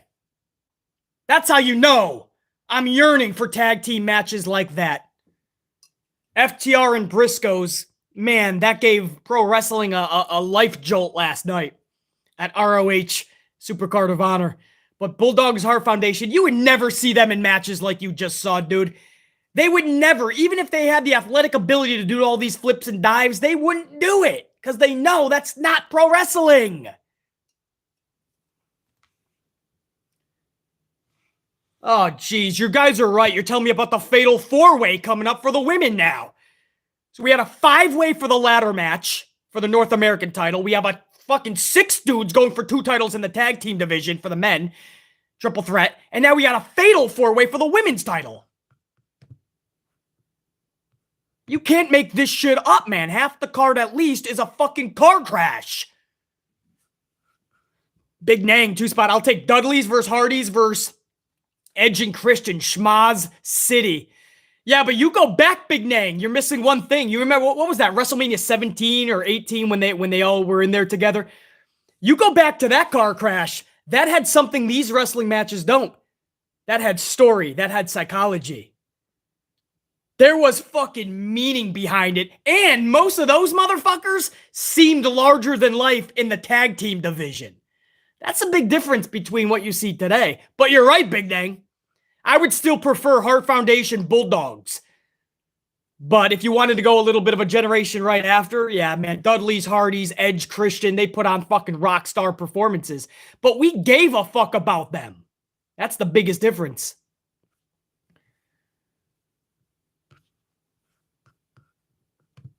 We're just going through promos right now as we go over to the next matchup, guys. You're missing nothing. We are, what are we, 4 matches deep now on the main show.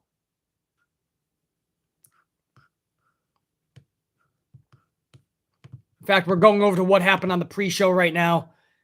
Raquel Gonzalez, my girl Dakota Kai winning tag straps.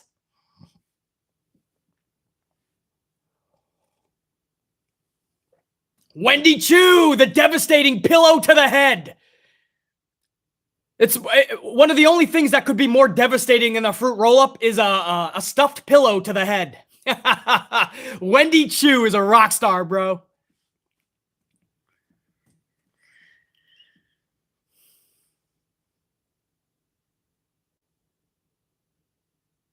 Good JC fucking selling that shit as Raquel drops her on her dome piece. Gigi's already knocked out on the outside. Raquel grabs the titles. Dakota Kai. Let's do it the right way this time, ladies. Ashley Steggles, 179. Give me any LOD tag match over today's shit. Yeah, Legion of Doom's entrance alone, most of the time, Ashley, is more captivating than actual tag matches these days. No question, Ashley Steggles, man. It's just that nostalgia, yes, but it's what they brought to the table. It's not just nostalgia, bro. Mandy Rose, man, wow. I think Mandy Rose got even more fucking beautiful when she got to NXT somehow.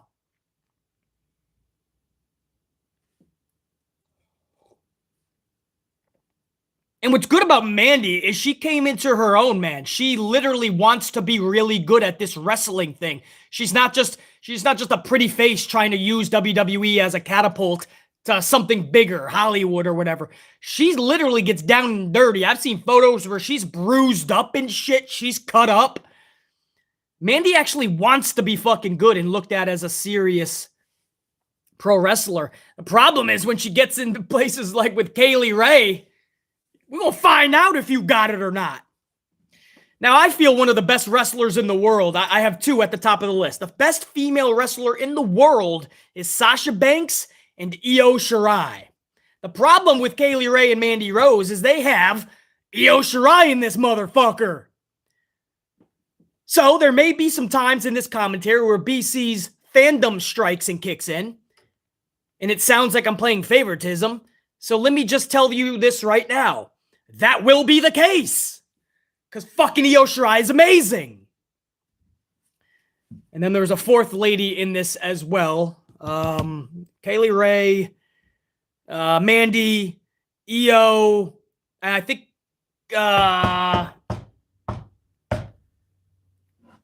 Cora Jade. I think it's Cora Jade.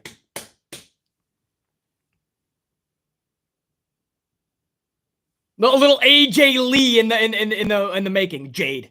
Cora J. I think I added a D in there. Cora J is an AJ Lee in the making. If you guys have never seen her, if this is your first time watching NXT, for instance, watch when Cora J comes out, man. Jay, you get Jade. I'm leaving the D in there, damn it. There she is. Cora Jade. Wow, Mandy is fucking crazy hot. But watch when Cora comes out. You're going to get a little bit of AJ Lee vibes. Cheesy comes out in her little fucking Converses, little Bobos.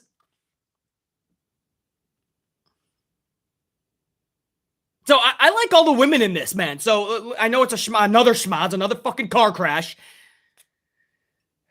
But let's see what they can do, man.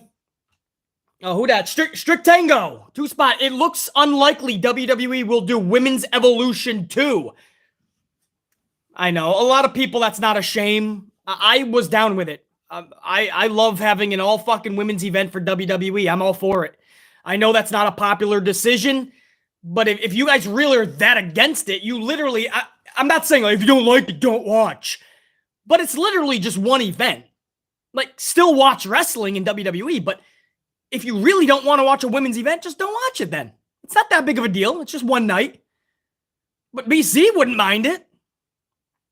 It's not hurting you at all. In fact, it'll probably help the men's storylines because we're not rushing to another pay-per-view every fucking month. So give the men a few extra weeks to build a fucking storyline. There's a crazy concept. Oh, here comes all the skateboarders, bro. Tony Hawk's crew. Cora Jade coming out now, man.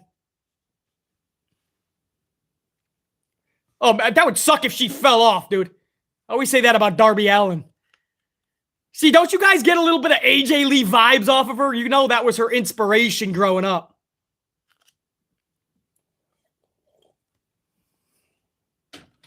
Dude, if she ever married somebody like Darby Allin and they had a kid, Tony Hawk is going to be a fucking afterthought.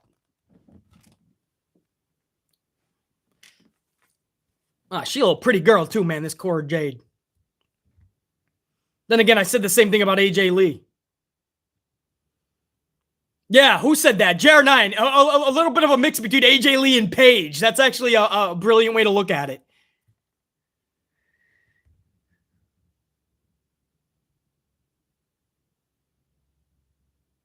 My goodness. Cora Jade is like that high school crush you had, you know? Like you're a freshman and you're just like, dude, for the next 4 years of high school, this is the girl I'm chasing. Now here comes a badass. You could put her in The Walking Dead and there'd be no more zombies left because she'd fucking wreck them. It's like Michonne, but another even level. Kaylee Ray.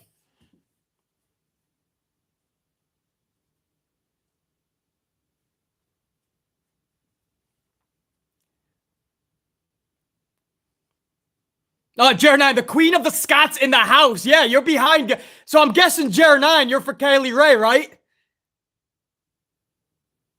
Is that a definitive yes, Jer9? Oh, man, here we go. Yo, listen. Now here comes my gal. Standing O.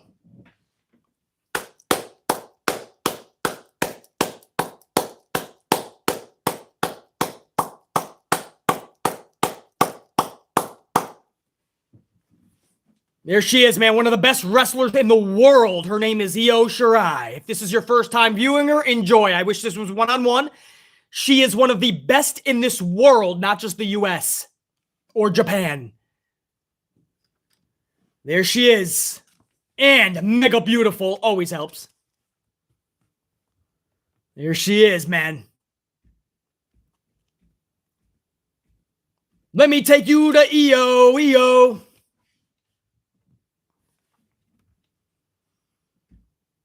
JR said, I'm pulling for Kaylee Ray, but I think Cora Jade is going to win this thing.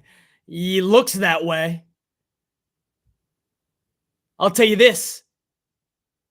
If Io Shirai is staying in NXT, Io wins this fucking title. That's it. And then you let her hold it for the next, 26 years. The next 26 years, Io holds it. How's that? She's holding it while going into the Hall of Fame.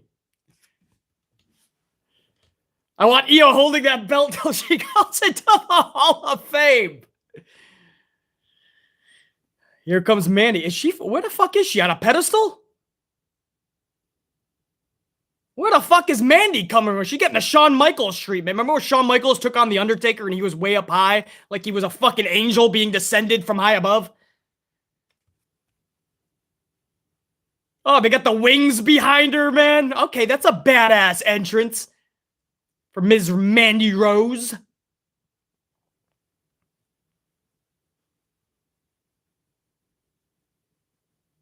Look at Kaylee Ray and Cora Jade. They look like they're about to fucking battle. I like the little beef they got going. That's fun. Here comes Mandy, man, knowing she's the shit right now. Look at her. Look at the swag. Look at Mandy looking fucking good, man. Not just sexy-wise. I'm talking like pro wrestler-wise, man. She playing that part. Rock that shit, Mandy. Wow, this is probably one of her best outfits I've seen her in, actually, man. Very good. A little bit of what you would look at Ruby Riott in. Ruby Soho. Anybody see Ruby Soho? Is she playing on Elevation already? Is she already fucking an afterthought for Tony Khan? She playing on Rampage with Keith Lee? Look at Mandy Rose. What the fuck? I told you, like, Cora Jade is the girl you chased through high school. Mandy's the girl you chased through college.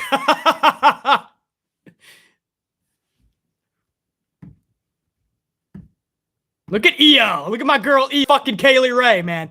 The battle lines are drawn. The next AJ Lee over there, Cora Jade. All right. I'm a little excited for this, actually, man, because I respect all four of these ladies. Look at Io. All right, Cora. Nice introduction. There you go, girl. That's right. Kaylee Ray. There you go, JR9. Give her the pop, JR9. Yeah! Io! There you go, girl. I got you. Io's the girl I married, by the way. After college, high school. There you go. Mandy. Okay, girl. That's a nice title. Oh, look at that shit. That's a nice title, man. Okay, they put the color up in that shit. I forgot about that. I haven't seen the women's title up close like that in a while.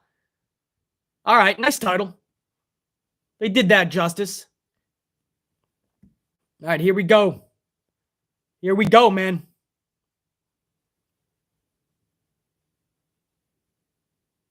Ashley Stegels just said Mandy is going to win. Vic Joseph. All four ladies are closing into the middle here. Mandy Rose are closing in on Mandy. Mandy throws a shot over to Kaylee Ray, an elbow over to fucking Io, and then throws Cora into Io. But the numbers game played in, man. Mandy finally got her ass whooped to the outside. Now Kaylee Ray is telling Io, let's get Cora Jade. Cora Jade gets snap mirrored with a boot to the back of the back of her neck. Io does that fucking double kick to the chest. So they're fucking up Cora Jade pretty good. Slingshot into the ropes. Mandy takes out Cora Jade when she hit the ropes. So a smack to Cora by Mandy. Cora laughs at that shit and takes her by the fucking head. Oh! A double suicide dive by Io and Kaylee Ray. Kaylee nailed hers. Io was a little short. But everybody's okay.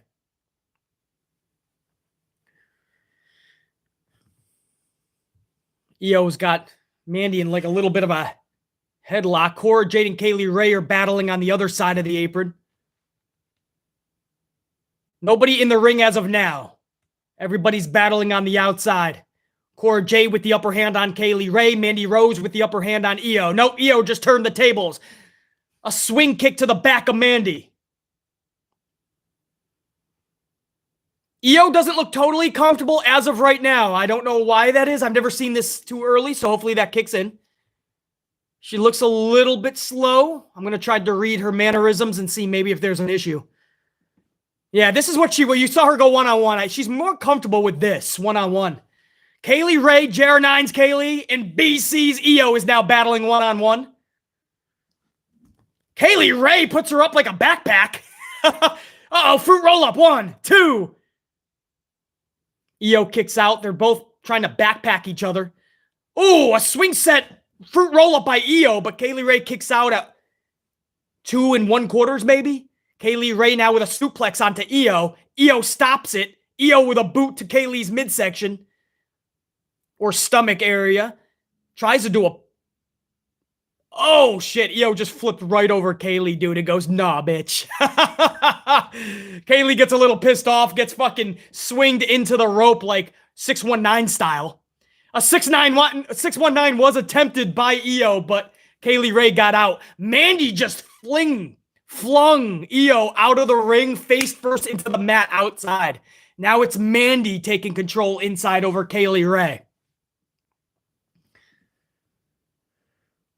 Ooh. She's talking that shit to Kaylee Ray. I already beat you, says Mandy. Cora Jade gets in the ring, tries to do a stone cold fucking Lou Thez press. Cora Jade throwing fucking shots to the back of Mandy. Cora still throwing shots. Mandy with a fucking forearm to the chest. Flings Cora Jade down like it's a sack of potatoes. Mandy throws Cora Jade into the ropes. Lifts her up for a fucking slam. You ain't gonna get a pin like that, but it was pretty good. Kaylee Ray takes Mandy off. Little sloppy. What's going on here? Oh! Mandy just took Kaylee Ray, threw her to the outside, right on top of Io. Looked like a hard landing. And now we have Cora Jade and Mandy middle of the ring, or turnbuckle, as Mandy Rose has a knee into the throat of Cora Jade. Mandy Rose playing to the... There you go. That's what I love. Take a timeout. It doesn't have to be a car crash. Look at the crowd. Flip them off. Say fuck you.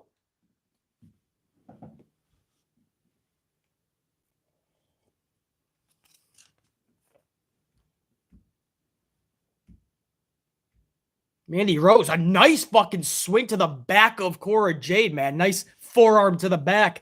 Now a suplex to Cora Jade. Ooh, she can't get her up. Oh, up. Swing it. Momentum to just swing it. Nah. That was hesitation. She had the strength. She thought if she pushed too much, it was going to go totally opposite. You have to trust that once you get at that peak, then just drop. Trust yourself. Mandy Rose could have done that better, that suplex. She couldn't get a good grasp on her. The power's there once you have them straight up.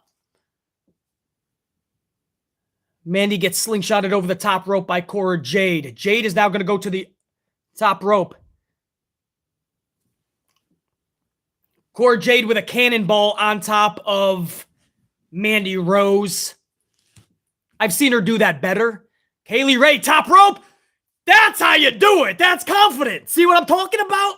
That was wrestling 101, what BC just showed you. There's confidence and there's hesitation. Hesitation will destroy you. Look at Io.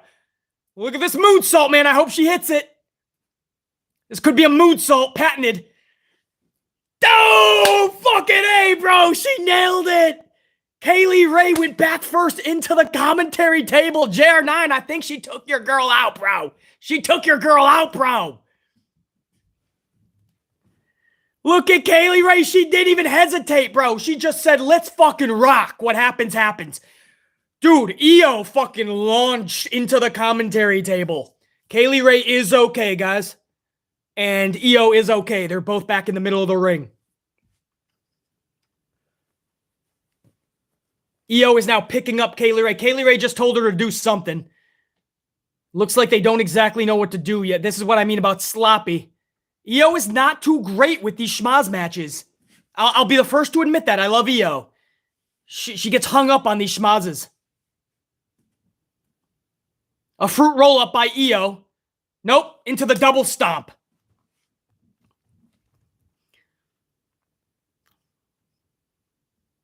$619. Nailed it. Fate kick. $619.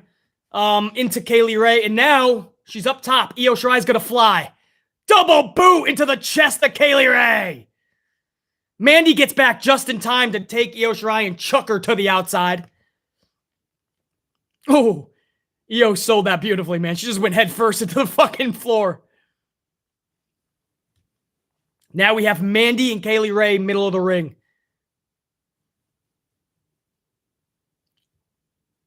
Oh, we got the leg is locked into the throat of Mandy in that submission. A fruit roll-up by Io at the same time to Cora Jade.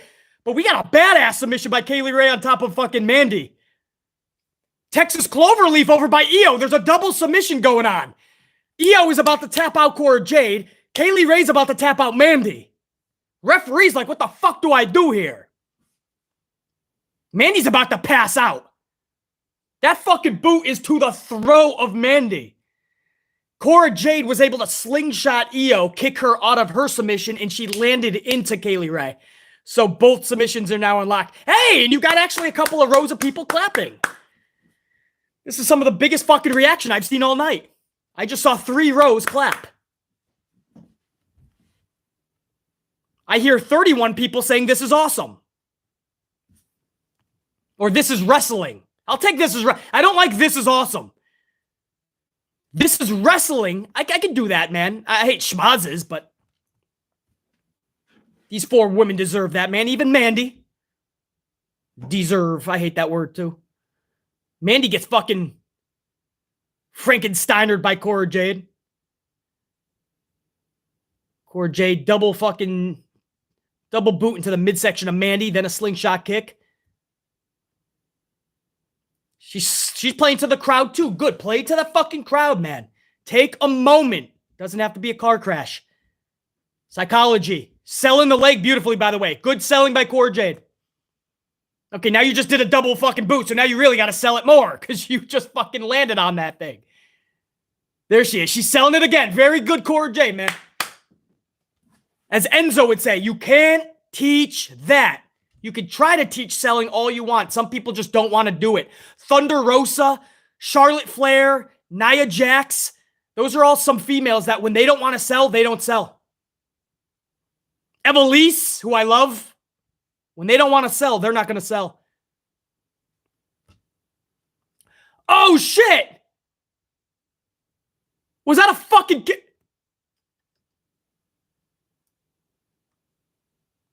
Was that a Sunset Bomb or a Canadian Destroyer? I blinked. Was that a Sunset Bomb or a Canadian Destroyer? That was fucking nasty on the apron. Io on top. Double fucking boot into the chest of Mandy. That was a Canadian Destroyer, man. I thought so. That was fucking sick. And it was performed brilliantly. 2 to tango. They both fucking were brilliant. Kaylee Ray and Cora Jade on that Canadian Destroyer. Mandy with the Io had the cover on Mandy. Mandy kicked out. Mandy's face tells it all. Io's tells it all. Like, what the fuck, bro? Great storytelling on their faces. Can I go back to that Canadian Destroyer? Fuck yeah, thank you. Look at Cora Jade, man. And you gotta say, Kaylee Ray gets...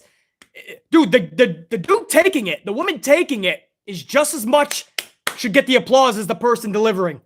That takes 2 to tango on a Canadian Destroyer. Crowd is getting into it, man. Finally, first time tonight. No, they have not, Vic Joseph. They have not been fired up from the start. Mandy Rose is trying to go to the top rope. I don't know what she's trying to do, but Io Shirai shut that shit down with the quickness. They're both up top now, man. Io has Mandy on the top rope. What are we doing here, Io? They're both on the top rope. Be careful, please, man. Not to sound like an overprotective...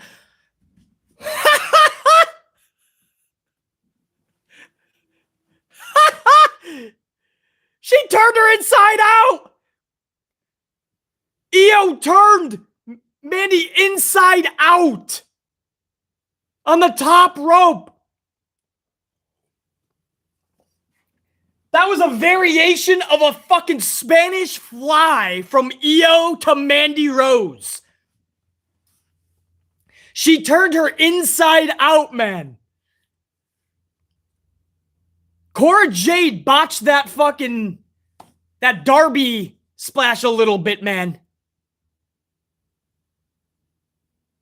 That coffin drop, or it was reversed. I mean, a reverse coffin drop, but she botched that a little, man. She totally missed them. But it's all right, man. The camera angle let that shit slide. Io Shirai with that. Cora Jade just hit that fucking blade square onto Mandy and then dropped her with that DDT. Cora Jade 1, 2. Kaylee Ray jumps in to stop that shit. I thought there was a chance there, guys. Wow. We finally got the guy in the front row to stop texting. That's always a plus. Kaylee Ray puts Cora Jade up like a backpack. Nails her with the bomb. Cora Jade is knocked out as Kaylee Ray goes onto the top rope. Looks like Io's about to get involved. Io pushes Ray outside off the top rope. It's Io that wants to ascend. Go get that shit, girl. Go get that shit, girl. Get that title. Get that title. Moonsault on the Cora. Oh, no. She got injured, and Mandy just gave her the knee to the dome piece. 1, 2, no.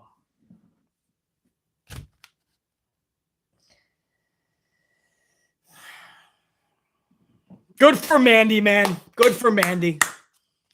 Little bit of a sore loser. I'm playing a little bit of favoritism. I wanted another Io moment. Mandy Rose has just pinned Io Shirai.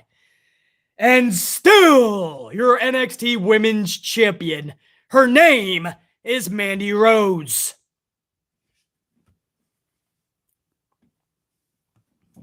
Wow. Look at that moonsault. Boom! But she did land on the legs, and that kind of hit her gut a little bit. When she turned, Mandy nailed her with that fucking knee right to the dome piece, brah. Stacked her up, and Io couldn't get up at that point. Valiant effort. Listen, this was a schmoz. It was a bit of a car crash. I thoroughly enjoyed it. I have such tremendous respect for these ladies. Each one of them are a superstar in their own right. Even Mandy, man. I can't say enough positives about Mandy since going to NXT. I don't look at her as just a pretty face. I thought she was doing good work when she was with Otis on the main roster. So I'm not going to sit here and shit on Mandy on this, man. She had every right. There was 4 people in this ring that either one of them could have walked out with that championship. So I like that, man. That was pretty good. Man, Io. I just love watching. It's like Sasha Banks for BC, man. When Io is in the ring, I'm just captivated. There's no other way to put it, man. When Io is in the ring, BC is captivated. It's just everything she does, her mannerisms, her psychology. She could do one move every 2 minutes, and I'm just in on it. Oh, yeah, man. What a fucking fatal 4-way women's championship match. Dave Mealy, 499. What up, Dave? Again, Dave. Let me give a salute to Dave.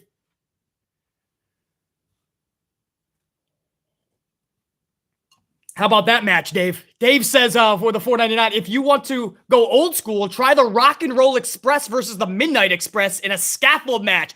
Those were some of my faves, Dave. No doubt, dude. I was watching that shit. All the elders in my life at that time were watching that. Now, I had no choice. But part of my love for pro wrestling came from those type of matches. That's why I loved old school WCW, for instance. Like the Starcades and the Super Brawls and the Sting versus Vaders. It's that type of shit that, you know, the old school Steiner brothers and Barry Windham in the original Four Horsemen. Nowadays, we know the Four Horsewomen. But yeah, Dave Mealy, man, that's how BC got into pro wrestling, man. Those type of fucking matches. Those scaffold matches, dude. You don't see them anymore, Dave. Big Nang, 5-spot. Is it just me or I see Cora Jade like counter to Darby with the punk look, with the skateboard and all? Oh, no doubt, Big Nang. I really don't think she was trying to copy, but I think they got into Vince's office and they just said, what's the who are you? What do you like? What do you do? What are you into? What's your personality? And she's kind of got that punk chick in her. And they just said, dude, this is gonna be your shtick then. So I don't think, it's not a knock to Darby, but you're absolutely right, Big Nang. A little bit of Darby, a little bit of AJ Lee, and as JR said, a little bit of Paige. Stratango, 2-spot, AJ Styles versus Kenny Omega would be awesome. Yeah. I mean, that's a match that would probably deserve a "This is awesome" chant, and I can't stand that chant. But Styles and Omega, obviously, man, we already know what they could do together. So, I'll see that fucking again. No doubt, Stratango. We're in a promotion right now, guys. Promotional video, commercial, whatever the fuck. I just found out I'm on a fucking lower package on Peacock. So I got a commercial. You guys might be seeing a fucking, who knows? The Undertaker might have just made an appearance. PC doesn't see it. I have to upgrade, I'm told. All right. Well, that's probably not going to happen by tonight. Look at Dexter Lumis. Nadusha. Okay, all right, man. What's this new kissing thing, man? We got people getting married on Raw. Dana Brooke and Reggie making out. Dusha's making out. Dexter Lumis is making out.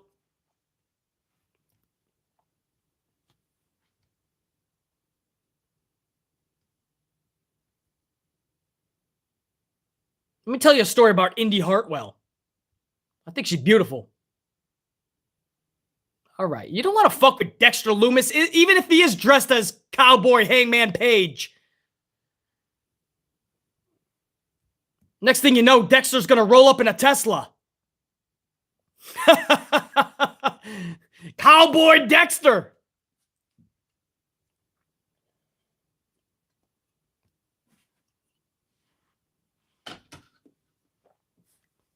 Is this the main event, Jar9? Are we already there at the main event?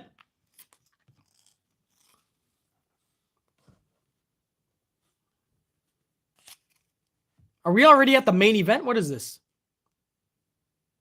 No. We got Gunther. It's Gunther. That's what it is. There was a time, if you guys are new to NXT, there was a time when this guy's name was Walter. It's not, damn it, it's not marketable enough. Make him Gunther.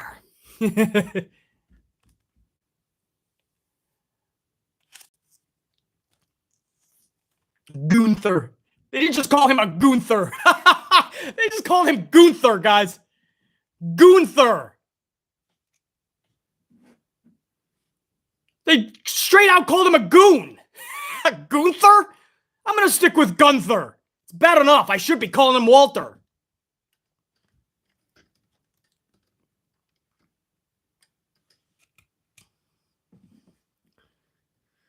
They called him Gunther. That's so sad, man. Gunther. They called him a goon.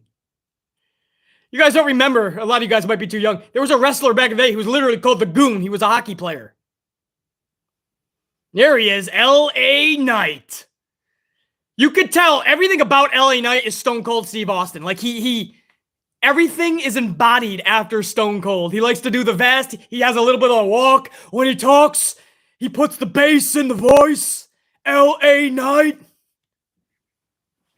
You got your beady eyes locked on the eyes of the baddest son of a bitch in NXT. He just does it the opposite way, where he turns around on the turnbuckle and does the Stone Cold. Everything about LA Knight is trying to be Stone Cold, but I love it, man. LA Knight is he's a superstar. Now, there's a little bit of a problem here. I'm not going to lie to you guys, as I never do. No, these guys can't lose right now. LA Knight cannot lose this match, and Gunther cannot lose this match either. So good luck on finishing this, guys. I hope they came up with something creative.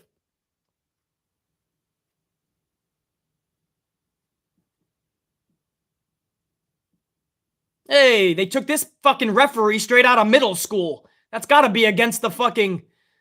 that's got to be a child labor lawsuit going on, no? They took that guy out of middle... Hey, that kid should be in school. Oh, no, it's Saturday. Wasn't there weekend schools? I don't give a fuck if it's a weekend. You can't have a kid refereeing. He put a kid as a referee. That's not cool. That's exploiting. Colin, 190, what up, Colin? They should call him Crip Mac on Hood. Crip Mac on Hood. Crip Mac on Hood. I don't get it.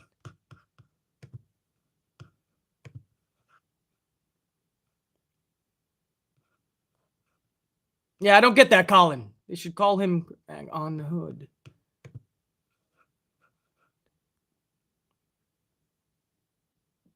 They should call him a lot of things, not Gunther. I'll tell you that much. Stomp in a mud hole. Where have you seen that before? Stone Cold! Stone Cold! Stone Cold! LA Knight stomping a mud hole into Gunther. Now I can't stop saying Gunther. I feel bad for that, man.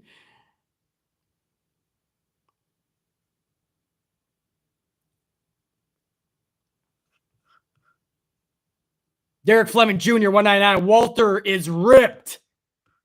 No doubt, man. Gunther! It's Gunther Derek Fleming Jr. Bakayuka. What up, Bakayuka? 2-spot. LA Knight equals Stone Cold plus The Rock. BC, much love. Bakayuka, that's actually good. I'll put the two together. I'm not saying he's at Stone Cold's level right now or The Rock's or if he ever will be, but that's a pretty good little marriage there to form LA Knight.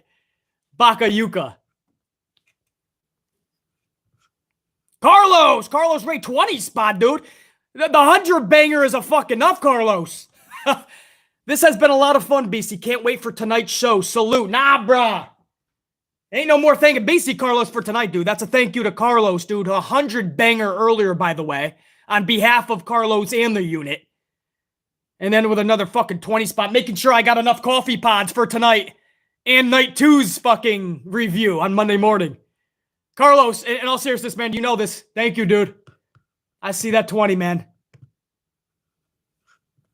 Carlos single-handedly keeping BC stocked with coffee pods. Salute, dude.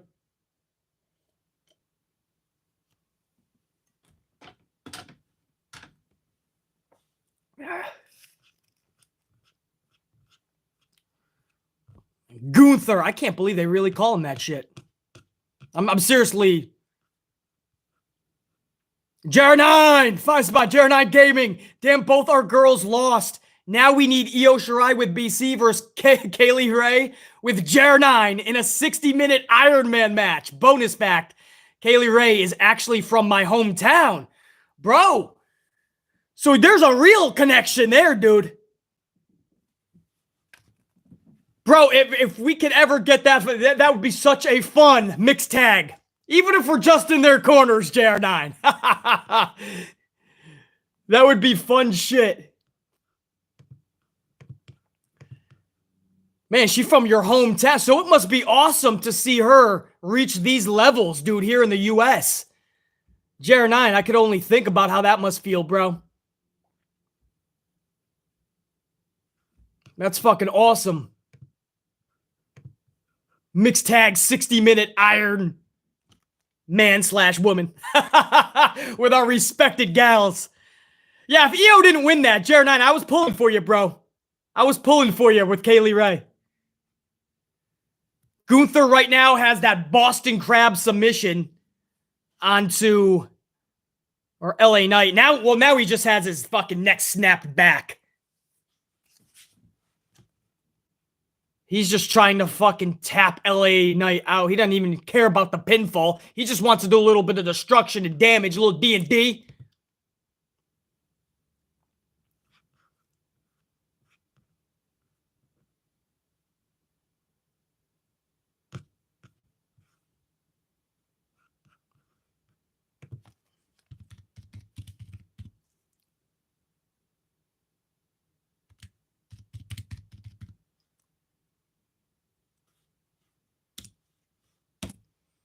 Yeah, LA Knight's getting his ass fucking handed to him right now.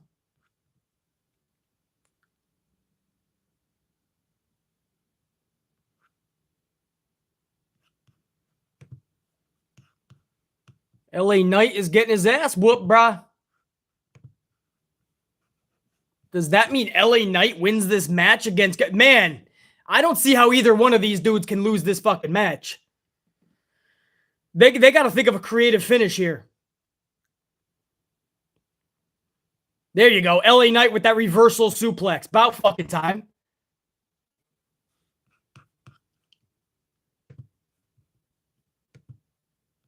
LA Knight, you son of a bitch. LA Knight, man, and that Stone Cold-esque, the way he talks.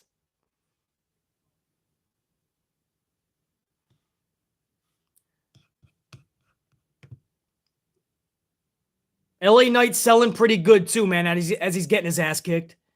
Flying shoulder tackle from the outside on the apron to the inside, taking out Walter Gunther. Whatever the fuck you want to call him.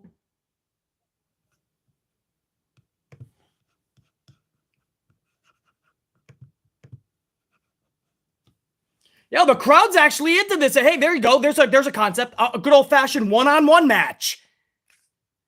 If you have proper selling, a little bit of good story being told in the ring, the right flip-flopping, maybe people will be engaged. What a crazy lost art. Not a car crash. You've had a lot of headlocks and submissions, and somehow the crowd was just in it. See what I mean? You ain't got to be doing flips and dives and be a car crash, bro. I know attention spans are short these days, but pro wrestling is still based on the fundamentals. The core of what pro wrestling is resides on in-ring psychology. Look at LA Knight. His mannerism alone. LA Knight. Boom. There you go. Bakayuka. I think it was you that said a little bit of The Rock with Stone Cold. That's the little bit of The Rock. That's the people's... Yeah, you could tell he took a lot of who he is by the people that inspired him growing up. It really is Stone Cold and The Rock marriaged together as LA Knight. LA Knight currently has Walter up on the top rope. Walter with that hand smack on the chest. You might as well just fucking cut down a redwood tree and smack his chest because it's the same thing. LA Knight popped right back onto the top rope and suplexed Walter off of the top rope, bro. 1, 2. Walter kicks out.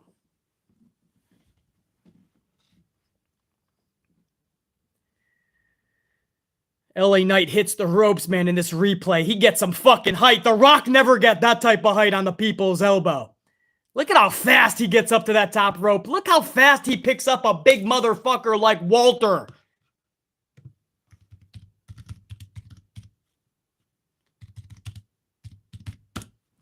Damn.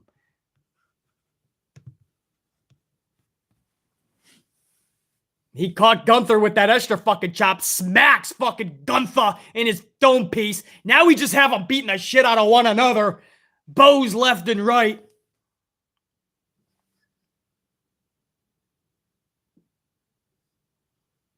Man, how fast did LA Knight get up on that top turnbuckle and suplex Gunther? This is a dude, Walter, who's fucking near 6'5", almost, over 6'4". Nearly 300 pounds. I think he's billed at 297. Not only did you jump up to the top rope that fast, you fucking picked this bitch up. Oh, he's got him up in a fireman's carry. Boom! He flatlined him from a fucking near sit-down position. LA Knight is a strong motherfucker. Look at the guy still texting in the front row, though. He's like, I told them no anchovies, and they said they're putting it on. Fucking A. This guy's been texting the whole event. Get off your phone. There's a match. Hey, there you go. He just looks up and he puts his arm up. And then he goes back to texting. Fucking A. LA Knight goes to go up the rope. He's going up face first. What was he going to do? A moonsault? So Walter gets up behind him. He gets put down. Walter now takes his legs out. So fucking LA Knight drops down onto his fucking crotch area. He's sitting on the top turnbuckle. Whoa! Walter just clotheslined this dude off of the top turnbuckle like he got hit with a redwood tree. And then he delivers a splash from the ropes. Walter's a fucking beast. Now a power bomb. Oh, fuck. 1, 2, 3, bro. Bro. He squashed LA Knight at the end. It's over. Walter just won this match. Gunther. Guys, I can't even tell you how hard-hitting that final sequence was. LA Knight was on the top turnbuckle facing the crowd. He just got walloped with a clothesline that turned him inside out. Then there was a splash, and then a devastating powerbomb. That's what Wardlow's Wardlow bomb should look like. Wardlow can give 10 power bombs, and somebody like CM Punk just jumps up and fruit rolls up him. Does a roll-up. Oh, what a clubbing shot. Wow. And then a splash. We're showing in replay slow motion. Look at Gunther's face. He just wants to destroy the motherfucker. Right on the fucking back of LA Knight. Picks this son of a bitch up, and I swear to you, he planted him into next Tuesday. You remember when Wardlow gave fucking nearly 10 Wardlow bombs to Punk, and then Punk jumped up after 30 seconds, literally got to his feet and rolled up Wardlow? And people were like, Wardlow was booked strong. I don't know what the problem is. No, he delivered 10 of his fucking finishers nearly. 8, 9, 10, some shit. And Punk jumped up. You see how that's done? Gunther dropped him on his dome piece once, and pinned him. That's strong booking. Thanks for coming to BC's channel. This is Education 101 when it comes to pro wrestling. I'm your professor. That is how you fucking do it. A devastating powerbomb and that's it. CM Punk takes fucking 8, 9, whatever it was. And he jumps up after 30 seconds. It wasn't even like a desperation roll-up. He got to his feet. Wardlow, who took no offense in the match, got rolled up and couldn't even kick out of it. Shows you how devastating the roll-up is. This is what I try to tell you. This is the difference of being booked strong and weak. He's got a goofy name now, but that was a squash match at the end. I feel bad for LA Knight, but dude, they just gave fucking Gunther, they just gave him a fucking gold plate in his lap. And they're like, feast, NXT is yours, bitch. Wow, bro. That was insane. I couldn't believe they just ended that match that way. Ballsy. It shows you that they have big things in plan for Walter. Gunther. Goober. Fucking Gunther. We're in a, I think now we're going into the main event, right?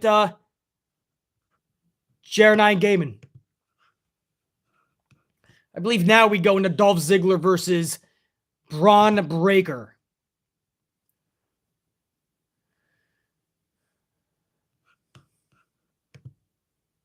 I'm getting commercials. What are you guys watching? Apparently, I didn't get the upgraded version, which I should have.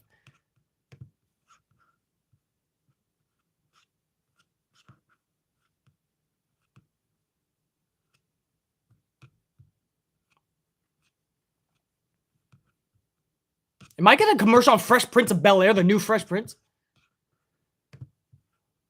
Oh, I think this is the new Fresh Prince. This is Will Smith's Fresh Prince. Oh, that's funny. That's going to be a hard sell now, man. Everybody just turned on Will Smith this past week. This dude lost his dome piece live on national television and smacked a comedian upside his dome piece. What a fucking idiot. We grew up idolizing Will Smith, man. I don't know what he was thinking. Guys, wait, oh, I'm still in a fucking commercial. What the fuck? Yeah, we're just selling a bunch of Peacock fucking programs right now, guys.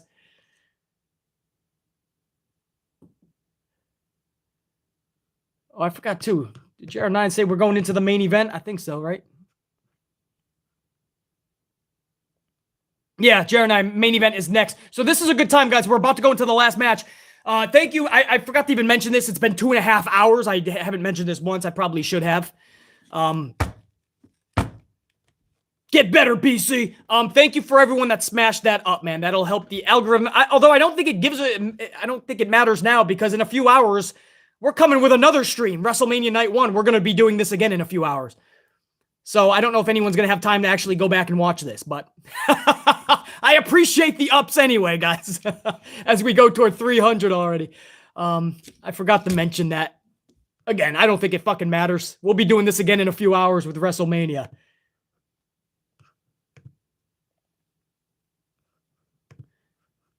We're showing WrestleMania right now.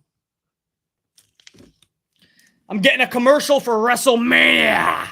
Cody tonight. You guys believe that shit, man? Cody could be showing up tonight, man.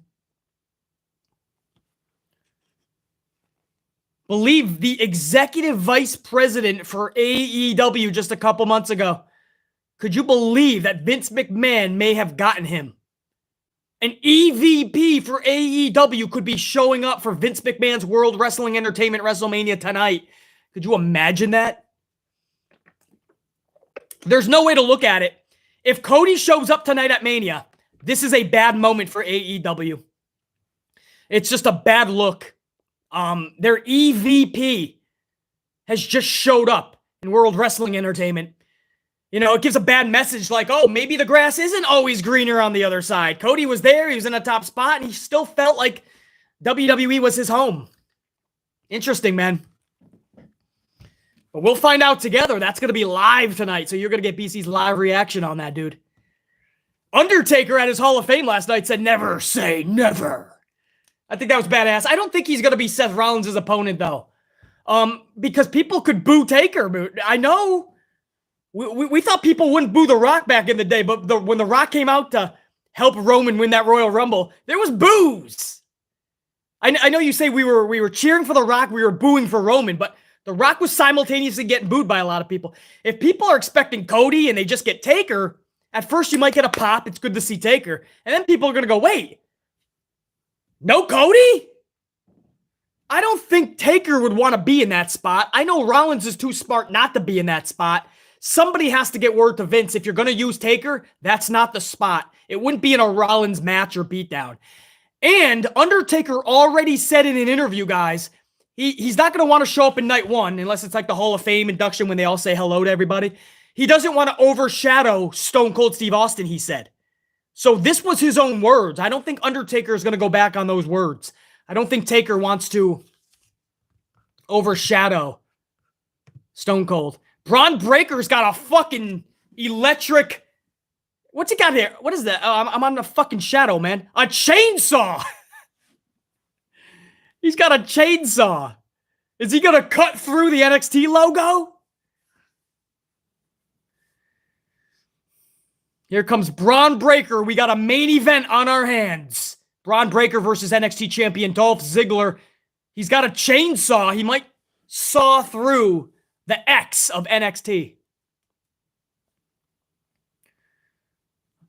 All right. Chainsaw Charlie. Does anybody remember old school Terry Funk? Big Nang, 2-spot. Part of me wants it to be Veer so I can... Part of me wants it to be Veer so I can just roll on the floor laughing my ass off. Could you imagine if Veer showed up before Raw? After all this time, he shows up to Mania instead, Big Nang. He's sawing through the X. And then he's going to kick it down. That's a pretty badass entrance. Hope he doesn't fall when he kicks it. There you go. I don't mind that entrance. It's a little goofy. I mean, he could have just put the power equipment away and just walked around the X. But, hey, give yourself a little bit of extra work. I hear you. Oh, shit.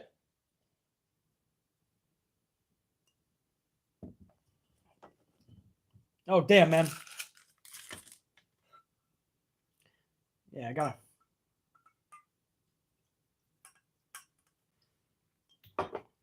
I gotta make another fucking hot coffee here, guys.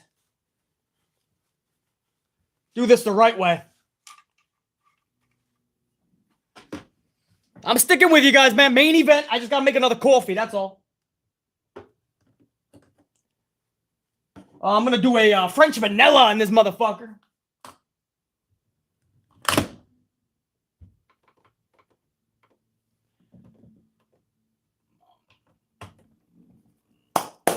Got another fucking Dunkin' Donut French vanilla brewing. Here comes Dolph Ziggler now. Ziggler is coming out. I don't think he has a power tool. JT Golden, $199. WWE just released Dusty Rhodes merch on WWE Shop.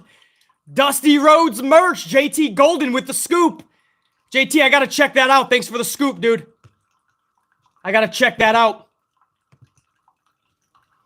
You know, Cody coming back to WWE. There's a big thing in his contract about doing work for his father. The late, one of the best, Dusty Rhodes. Dolph, no power tools. Dolph just came around the fucking NXT sign. He's like, I'm not going to put in any extra fucking work. Yeah, Dolph Ziggler has been awesome, I feel, in NXT, guys. He has been awesome. I think that this weirdly, oddly, was a good decision. Dolph is just going to help elevate Braun Breaker. Tommaso's had some of his best work in NXT the last month or two. I felt he was much more relevant than the 6 months previous.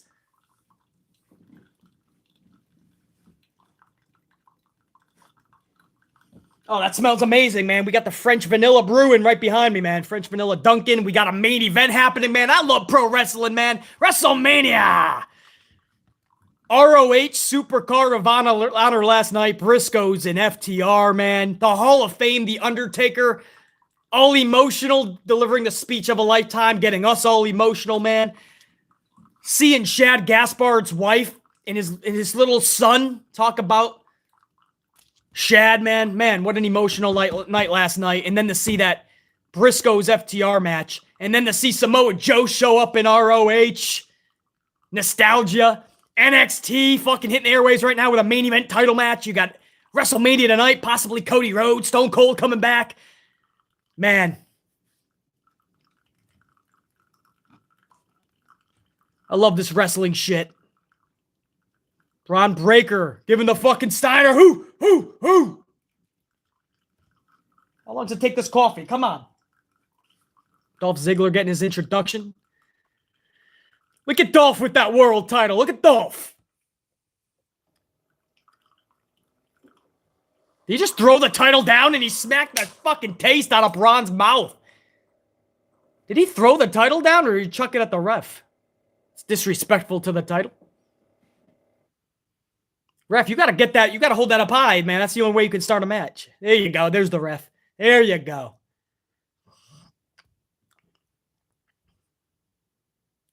They haven't turned that into an exploding Nickelodeon symbol yet. That's still the NXT title. I do like the women's title, though. Oh, the bell just rang, and Braun Breaker just fucking walloped Dolph Ziggler into the fucking post, bro. Ah, fresh coffee. Dolph Ziggler bringing the fucking amplified passion, bringing the heat to Braun Breaker, dude. Fucking that man up.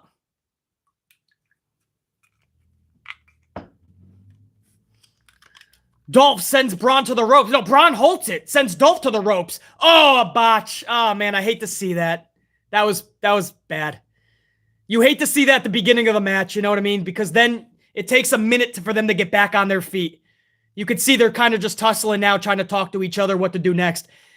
I think Dolph was supposed to flip it. Here, they might try it again. I think that's what Dolph wanted to go for, the kick to the chest. Something happened where there was a big botch. They're still not on rhythm, guys. Maybe that's what it was supposed to be there. I think they finally got back on rhythm. I hate to see those type of botches. Because you know they're both kind of pissed at themselves, you know? I think what we just saw right there was what was supposed to happen. Instead, Breaker lowered his head, thinking Dolph was going to go over him. Not good. That's all right. Looks like they're back on track. No harm, no foul.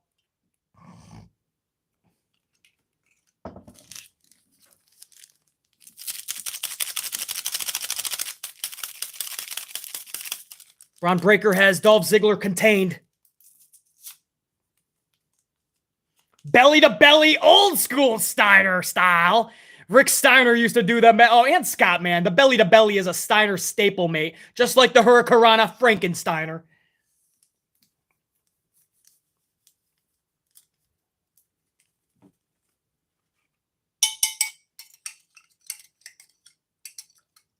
All right, we got a Fresh French vanilla Dunkin' Donut coffee, freshly brewed, man. Let's do this main event. Oh, another belly to belly.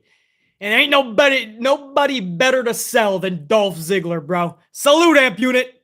For those of you that have been here throughout the whole pay-per-view, going on 3 hours, even 20 minutes before doing the SmackDown review, WrestleMania Smackdown. For everybody who's been here the whole fucking time, much love to all you guys, dude. Salute. Bobby Roode's about to get booted. Bobby Roode's getting booted. Oh, I love when the referee does that. Wind up. You're out of here. Robert Roode is gone. Slight interference. Braun Breaker's going to make sure he's gone. Braun just fucking got out. Braun Breaker's like, don't make me get my chainsaw, motherfucker.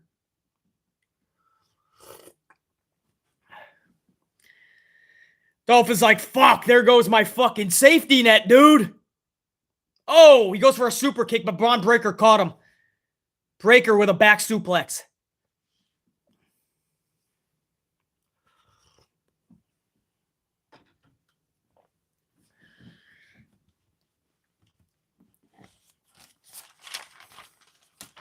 Braun Breaker's got Dolph Ziggler up on the corner of the turnbuckle, going to the top rope, it looks like. Maybe a belly to belly from the top rope. That'd be badass. Oh, I missed what. Oh, Dolph escaped and fucking crotch first into the top turnbuckle. Braun broke his balls. Braun Breakered his balls right there, man, because that looks like it. And he was leaned forward, too.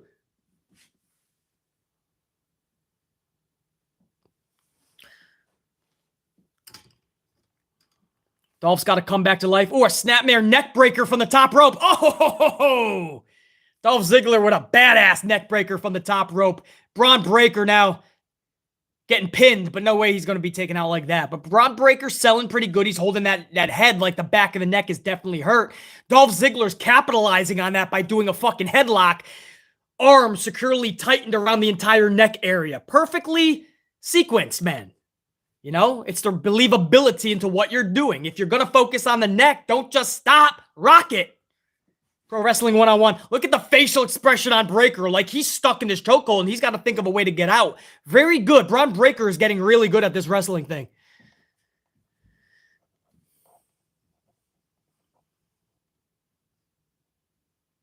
You know, they're going to book this guy to the moon.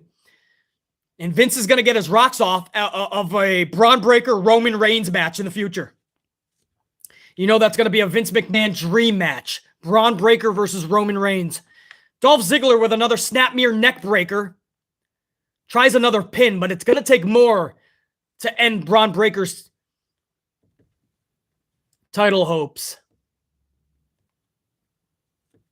Selling pretty good. You hear him in agonizing pain. Dolph Ziggler is not letting up. One of those elbow drops, man. Those are the elbow drops that gave Jerry Lawler a heart attack. He puts those elbows deep into the heart, and they really will fucking stunt your heart a little bit and jolt that shit. When Jerry Lawler had his heart attack, I'm not blaming Dolph, by the way, but he took a lot of those. It was consecutive Dolph elbow drops, and you go back and watch where they were placed, and by the time Lawler got back to commentary, that heart took so much punishment. But Dolph Ziggler will believably fuck you up on those elbows, bro.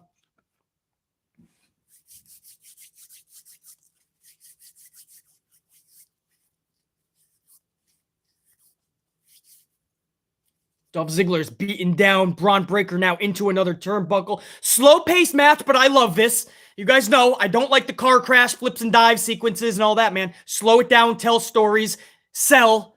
So I love this, man. Dolph Ziggler once again takes out Braun Breaker on the turnbuckle as he tried to overcome Ziggler's assault. So I love this, man. I love this type of a match. Tell a story, sell the shit out of it. Dolph just relentless in his approach to damage Breaker, and Breaker's refusal to give up is telling its own story simultaneously. I fucking love it. This is professional wrestling.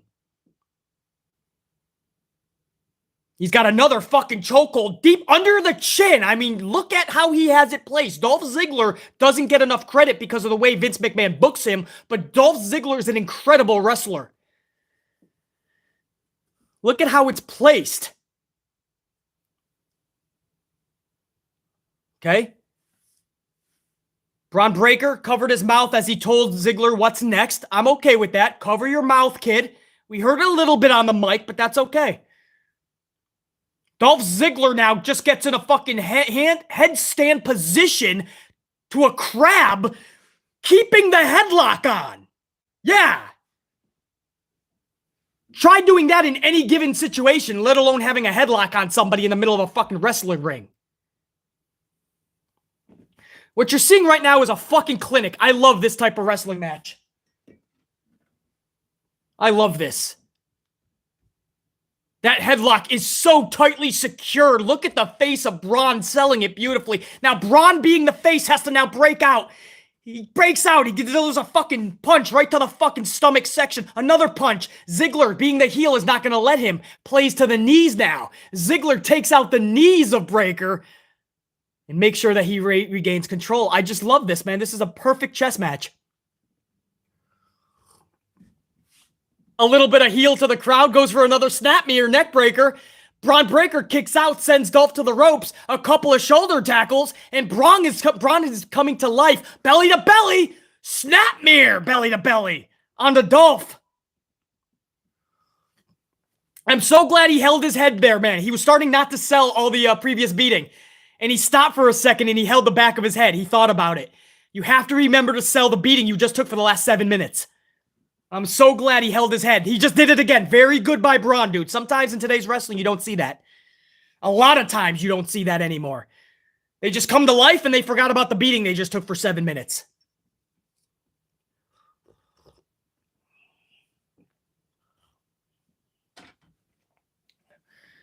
Braun Breaker is now in control.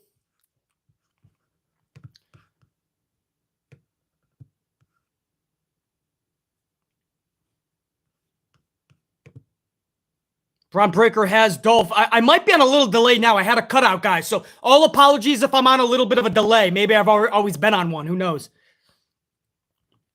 But right now, what I'm seeing is a Frankensteiner from the top rope.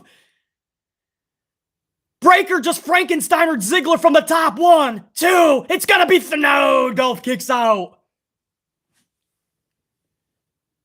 A Frankensteiner. A salute to his uncle, Scotty Steiner. From the top rope, man. That takes balls for a dude the size of Braun Breaker.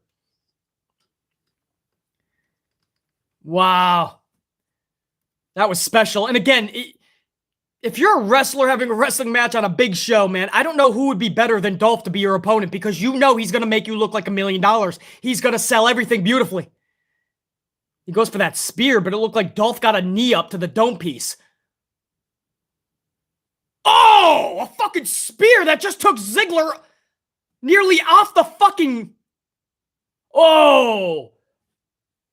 That spear was devastating. It looked like it catapulted him out of the arena. Listen to this. Oh, and Ziggler sells it like he just got fucking 7 shovels to his dome piece. Fucking Dolph Ziggler.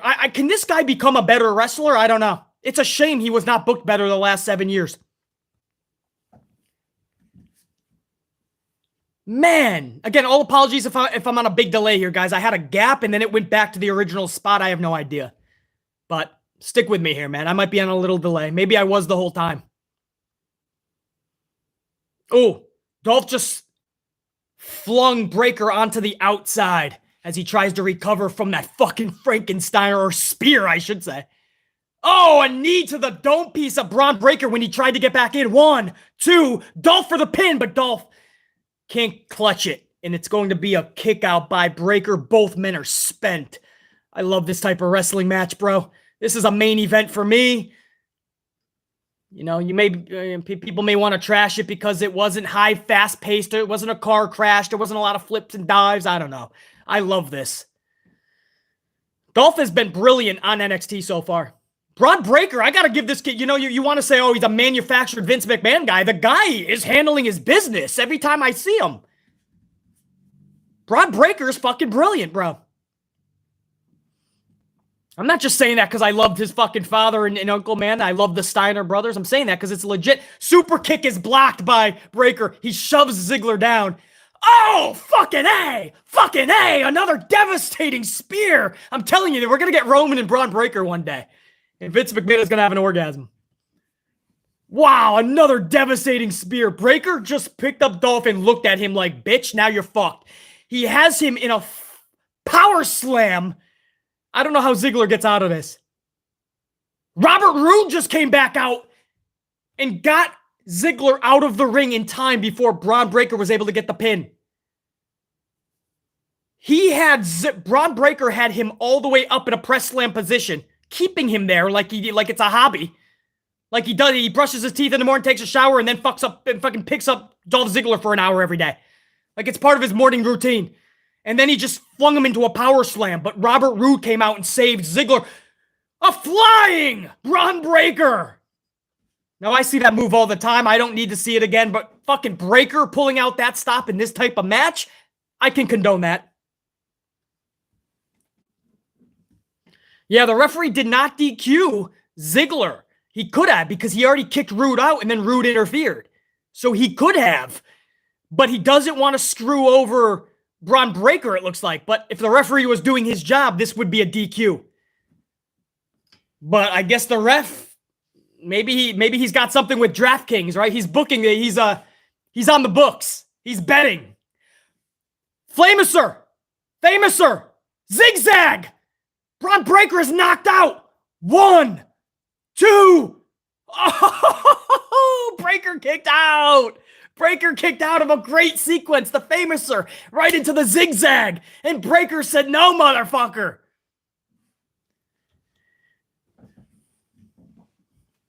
Love it. Oh, these two are putting it on, guys. They're doing the deed in there. These two are doing the deed, guys. NXT chant raining out through Dallas. NXT chant. NXT 2.0 is showing up right now.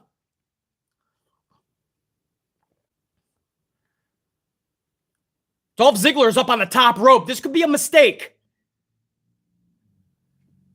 Oh, he nailed that heart flying elbow.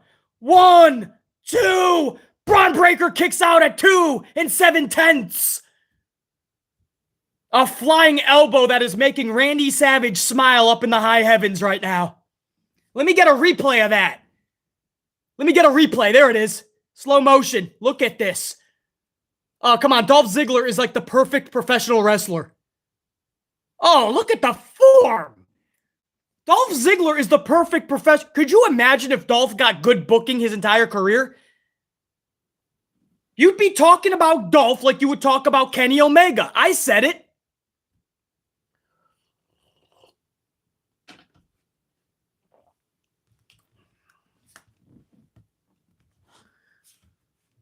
Ziggler now. They're letting this thing breathe, man. It's not a car crash. Ziggler took a moment to look at the crowd and smile. He's yelling at the crowd now. This is the psychology, man. Get the crowd thinking, damn, what more does one of these dudes have to do to win this match? Ziggler is setting up for sweet chin music. You gotta think this is gonna be a third spear, right? No! He went to deliver it and Breaker was already up just looking at him, bro. I love it. Ziggler's playing the heel like, no, wait, what? Oh, a devastating clothesline. Ziggler goes down. Oh, shit! A third! This might be one of the best spears in the business. Braun Breaker just delivered a third spear. Rig to the eyes, into the turnbuckle. Super chin music. Super kick. 1, 2. It's done! Braun did not get the title. Wow. Dolph Ziggler retains his NXT Heavyweight Championship. I don't even smoke and need a cigarette after that. Wow, guys. There's no better spear in the business today. I'm declaring it right now than Braun Breaker. His impact speed right before he's about to make impact. That last ounce of fucking emphasis on his speed is unreal. He's done it all 3 times so far. Watch the impact speed. Boom! Now, of course, you got somebody like Dolph selling for you. It's going to look 10 times as magnificent. But fuck, bro. Look at that rig to the eyes. Into the fucking turnbuckle. Super kick. Wait, that was exposed too, guys. Wait a Oh, I was about to ask, who the fuck exposed it? Dolph was playing around with it earlier, said Wade Barrett. Dolph is the fucking mastermind. He kept that shit exposed. I never even saw it, guys. And I watched this shit pretty vividly. Now, granted, I gotta watch 3 screens while I'm doing one of these live streams, but so my eyes a little bit off the ball. Oh, wow. Dolph did the deed, man. Good job by Breakker. If people did not give Breakker a chance before, they are now, hopefully. And for Dolph Ziggler, he's working on NXT, man. He is working. Could you imagine if they catapulted Braun straight to the main roster because Vince just loves this dude? Could be. I mean, that's why Dolph was originally sent down. He really wanted him to work with Braun more. Who better than Dolph?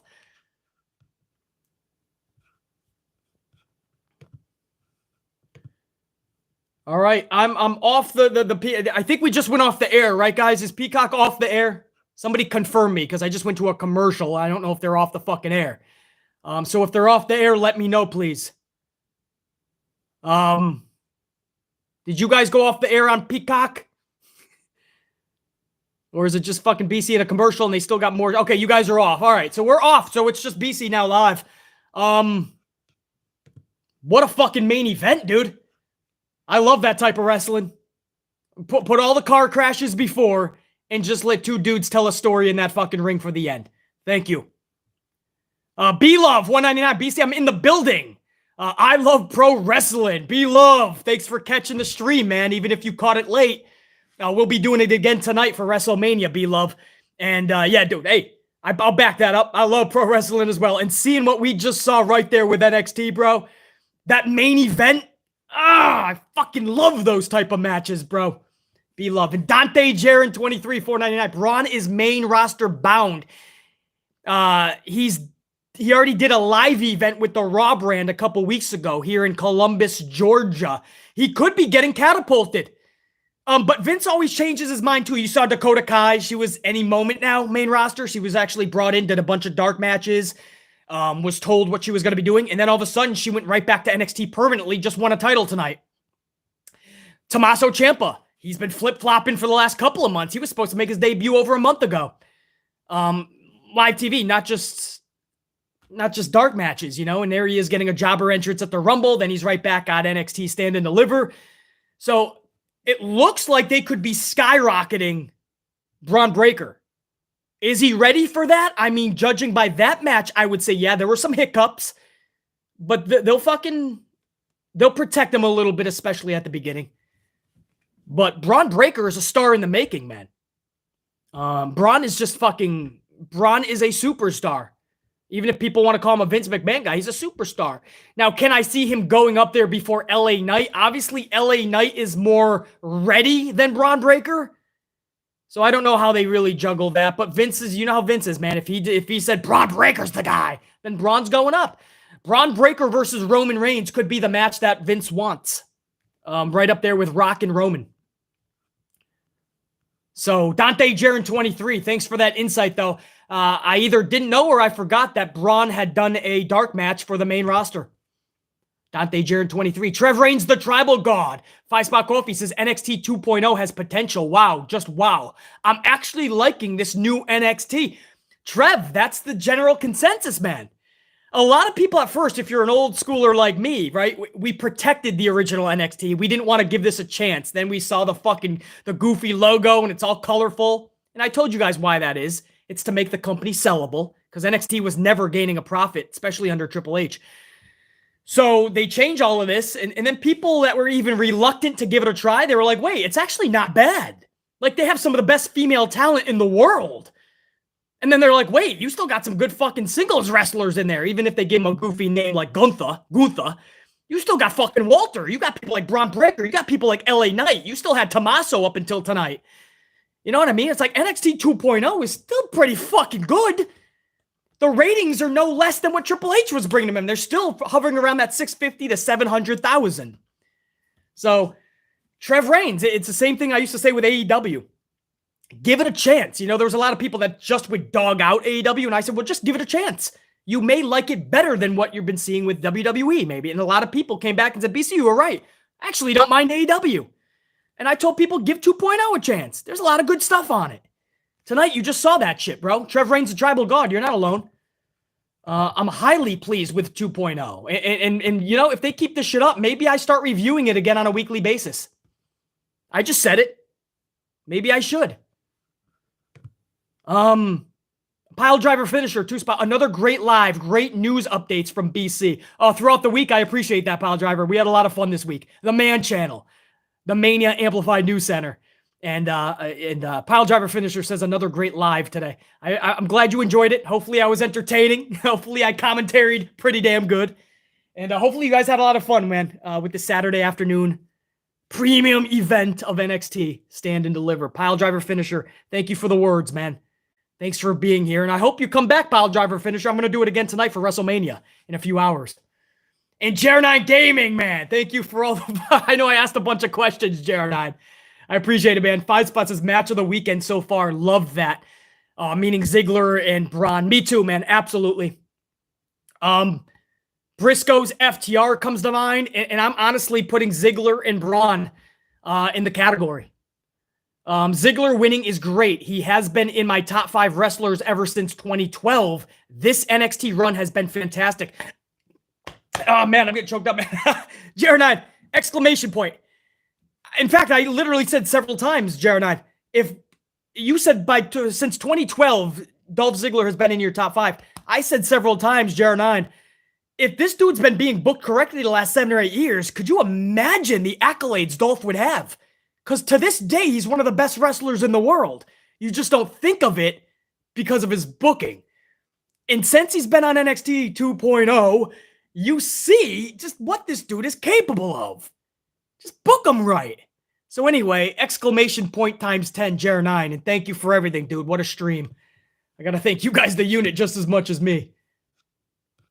I think I got everybody, guys. No, Darian Romero at the very end here. Darian comes in with a $4.99, says, what if Sikoa won the North American, by the way, Sikoa Uso, the youngest Uso. I believe he's youngest, right? He was in the North American title match, man, the Fatal 5-Way ladder match, and he was a standout tonight. So Darian Romero says, what if Sikoa won the North American, and while he celebrated, the Bloodline came out and acknowledged him? I still feel that would be epic to me. Darian, I say book that shit. The only reason I'm okay with it not happening tonight is maybe he's not quite ready. Even though that match was badass, he was a standout. It looks like he's ready to rock. Maybe they want to put a few more bolts in place. So I'm okay with not rushing it.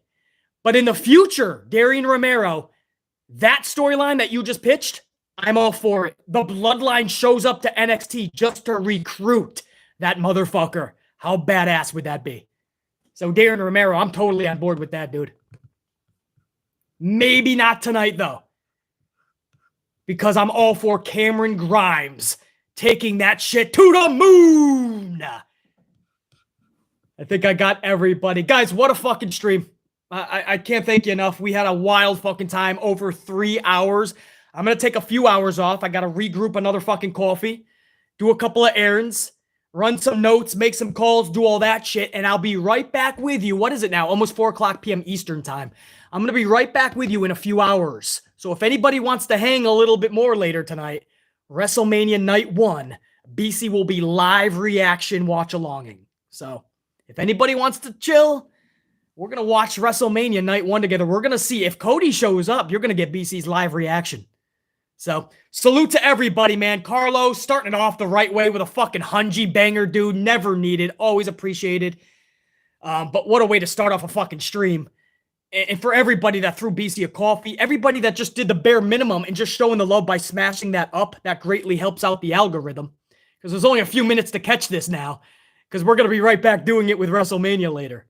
So everybody that smashed that up, I do appreciate that as we head toward 300. And everybody, even if you're just watching, you don't feel like leaving a comment or smashing the up, that's fine.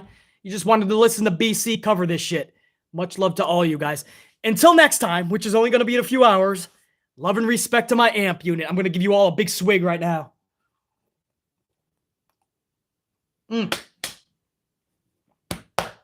Much love and respect, man. What a fucking NXT stand and deliver. There was a couple things I didn't like, some car crashes that could have been nullified, too many schmazzes, but some really good fucking wrestling, man. So we'll see what WrestleMania brings us later on.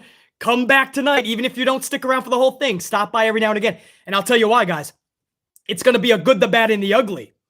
So even if you don't stick the whole thing, after every match, come on back, because I'm going to be tallying up every match. We're going to see if WrestleMania Night 1 is good, bad, or ugly live together. Okay? That's it. I'm off. BC signing off. Check you guys, man. Thank you. It's been awesome. If I did miss any supers, I'll get them in the next live stream later today, I promise. But I'm not seeing anything right now, so I'm just going to sign off, collect ourselves, and do it again in a little bit. Check you guys. Much love. What a fucking 3 hours, man. Check you.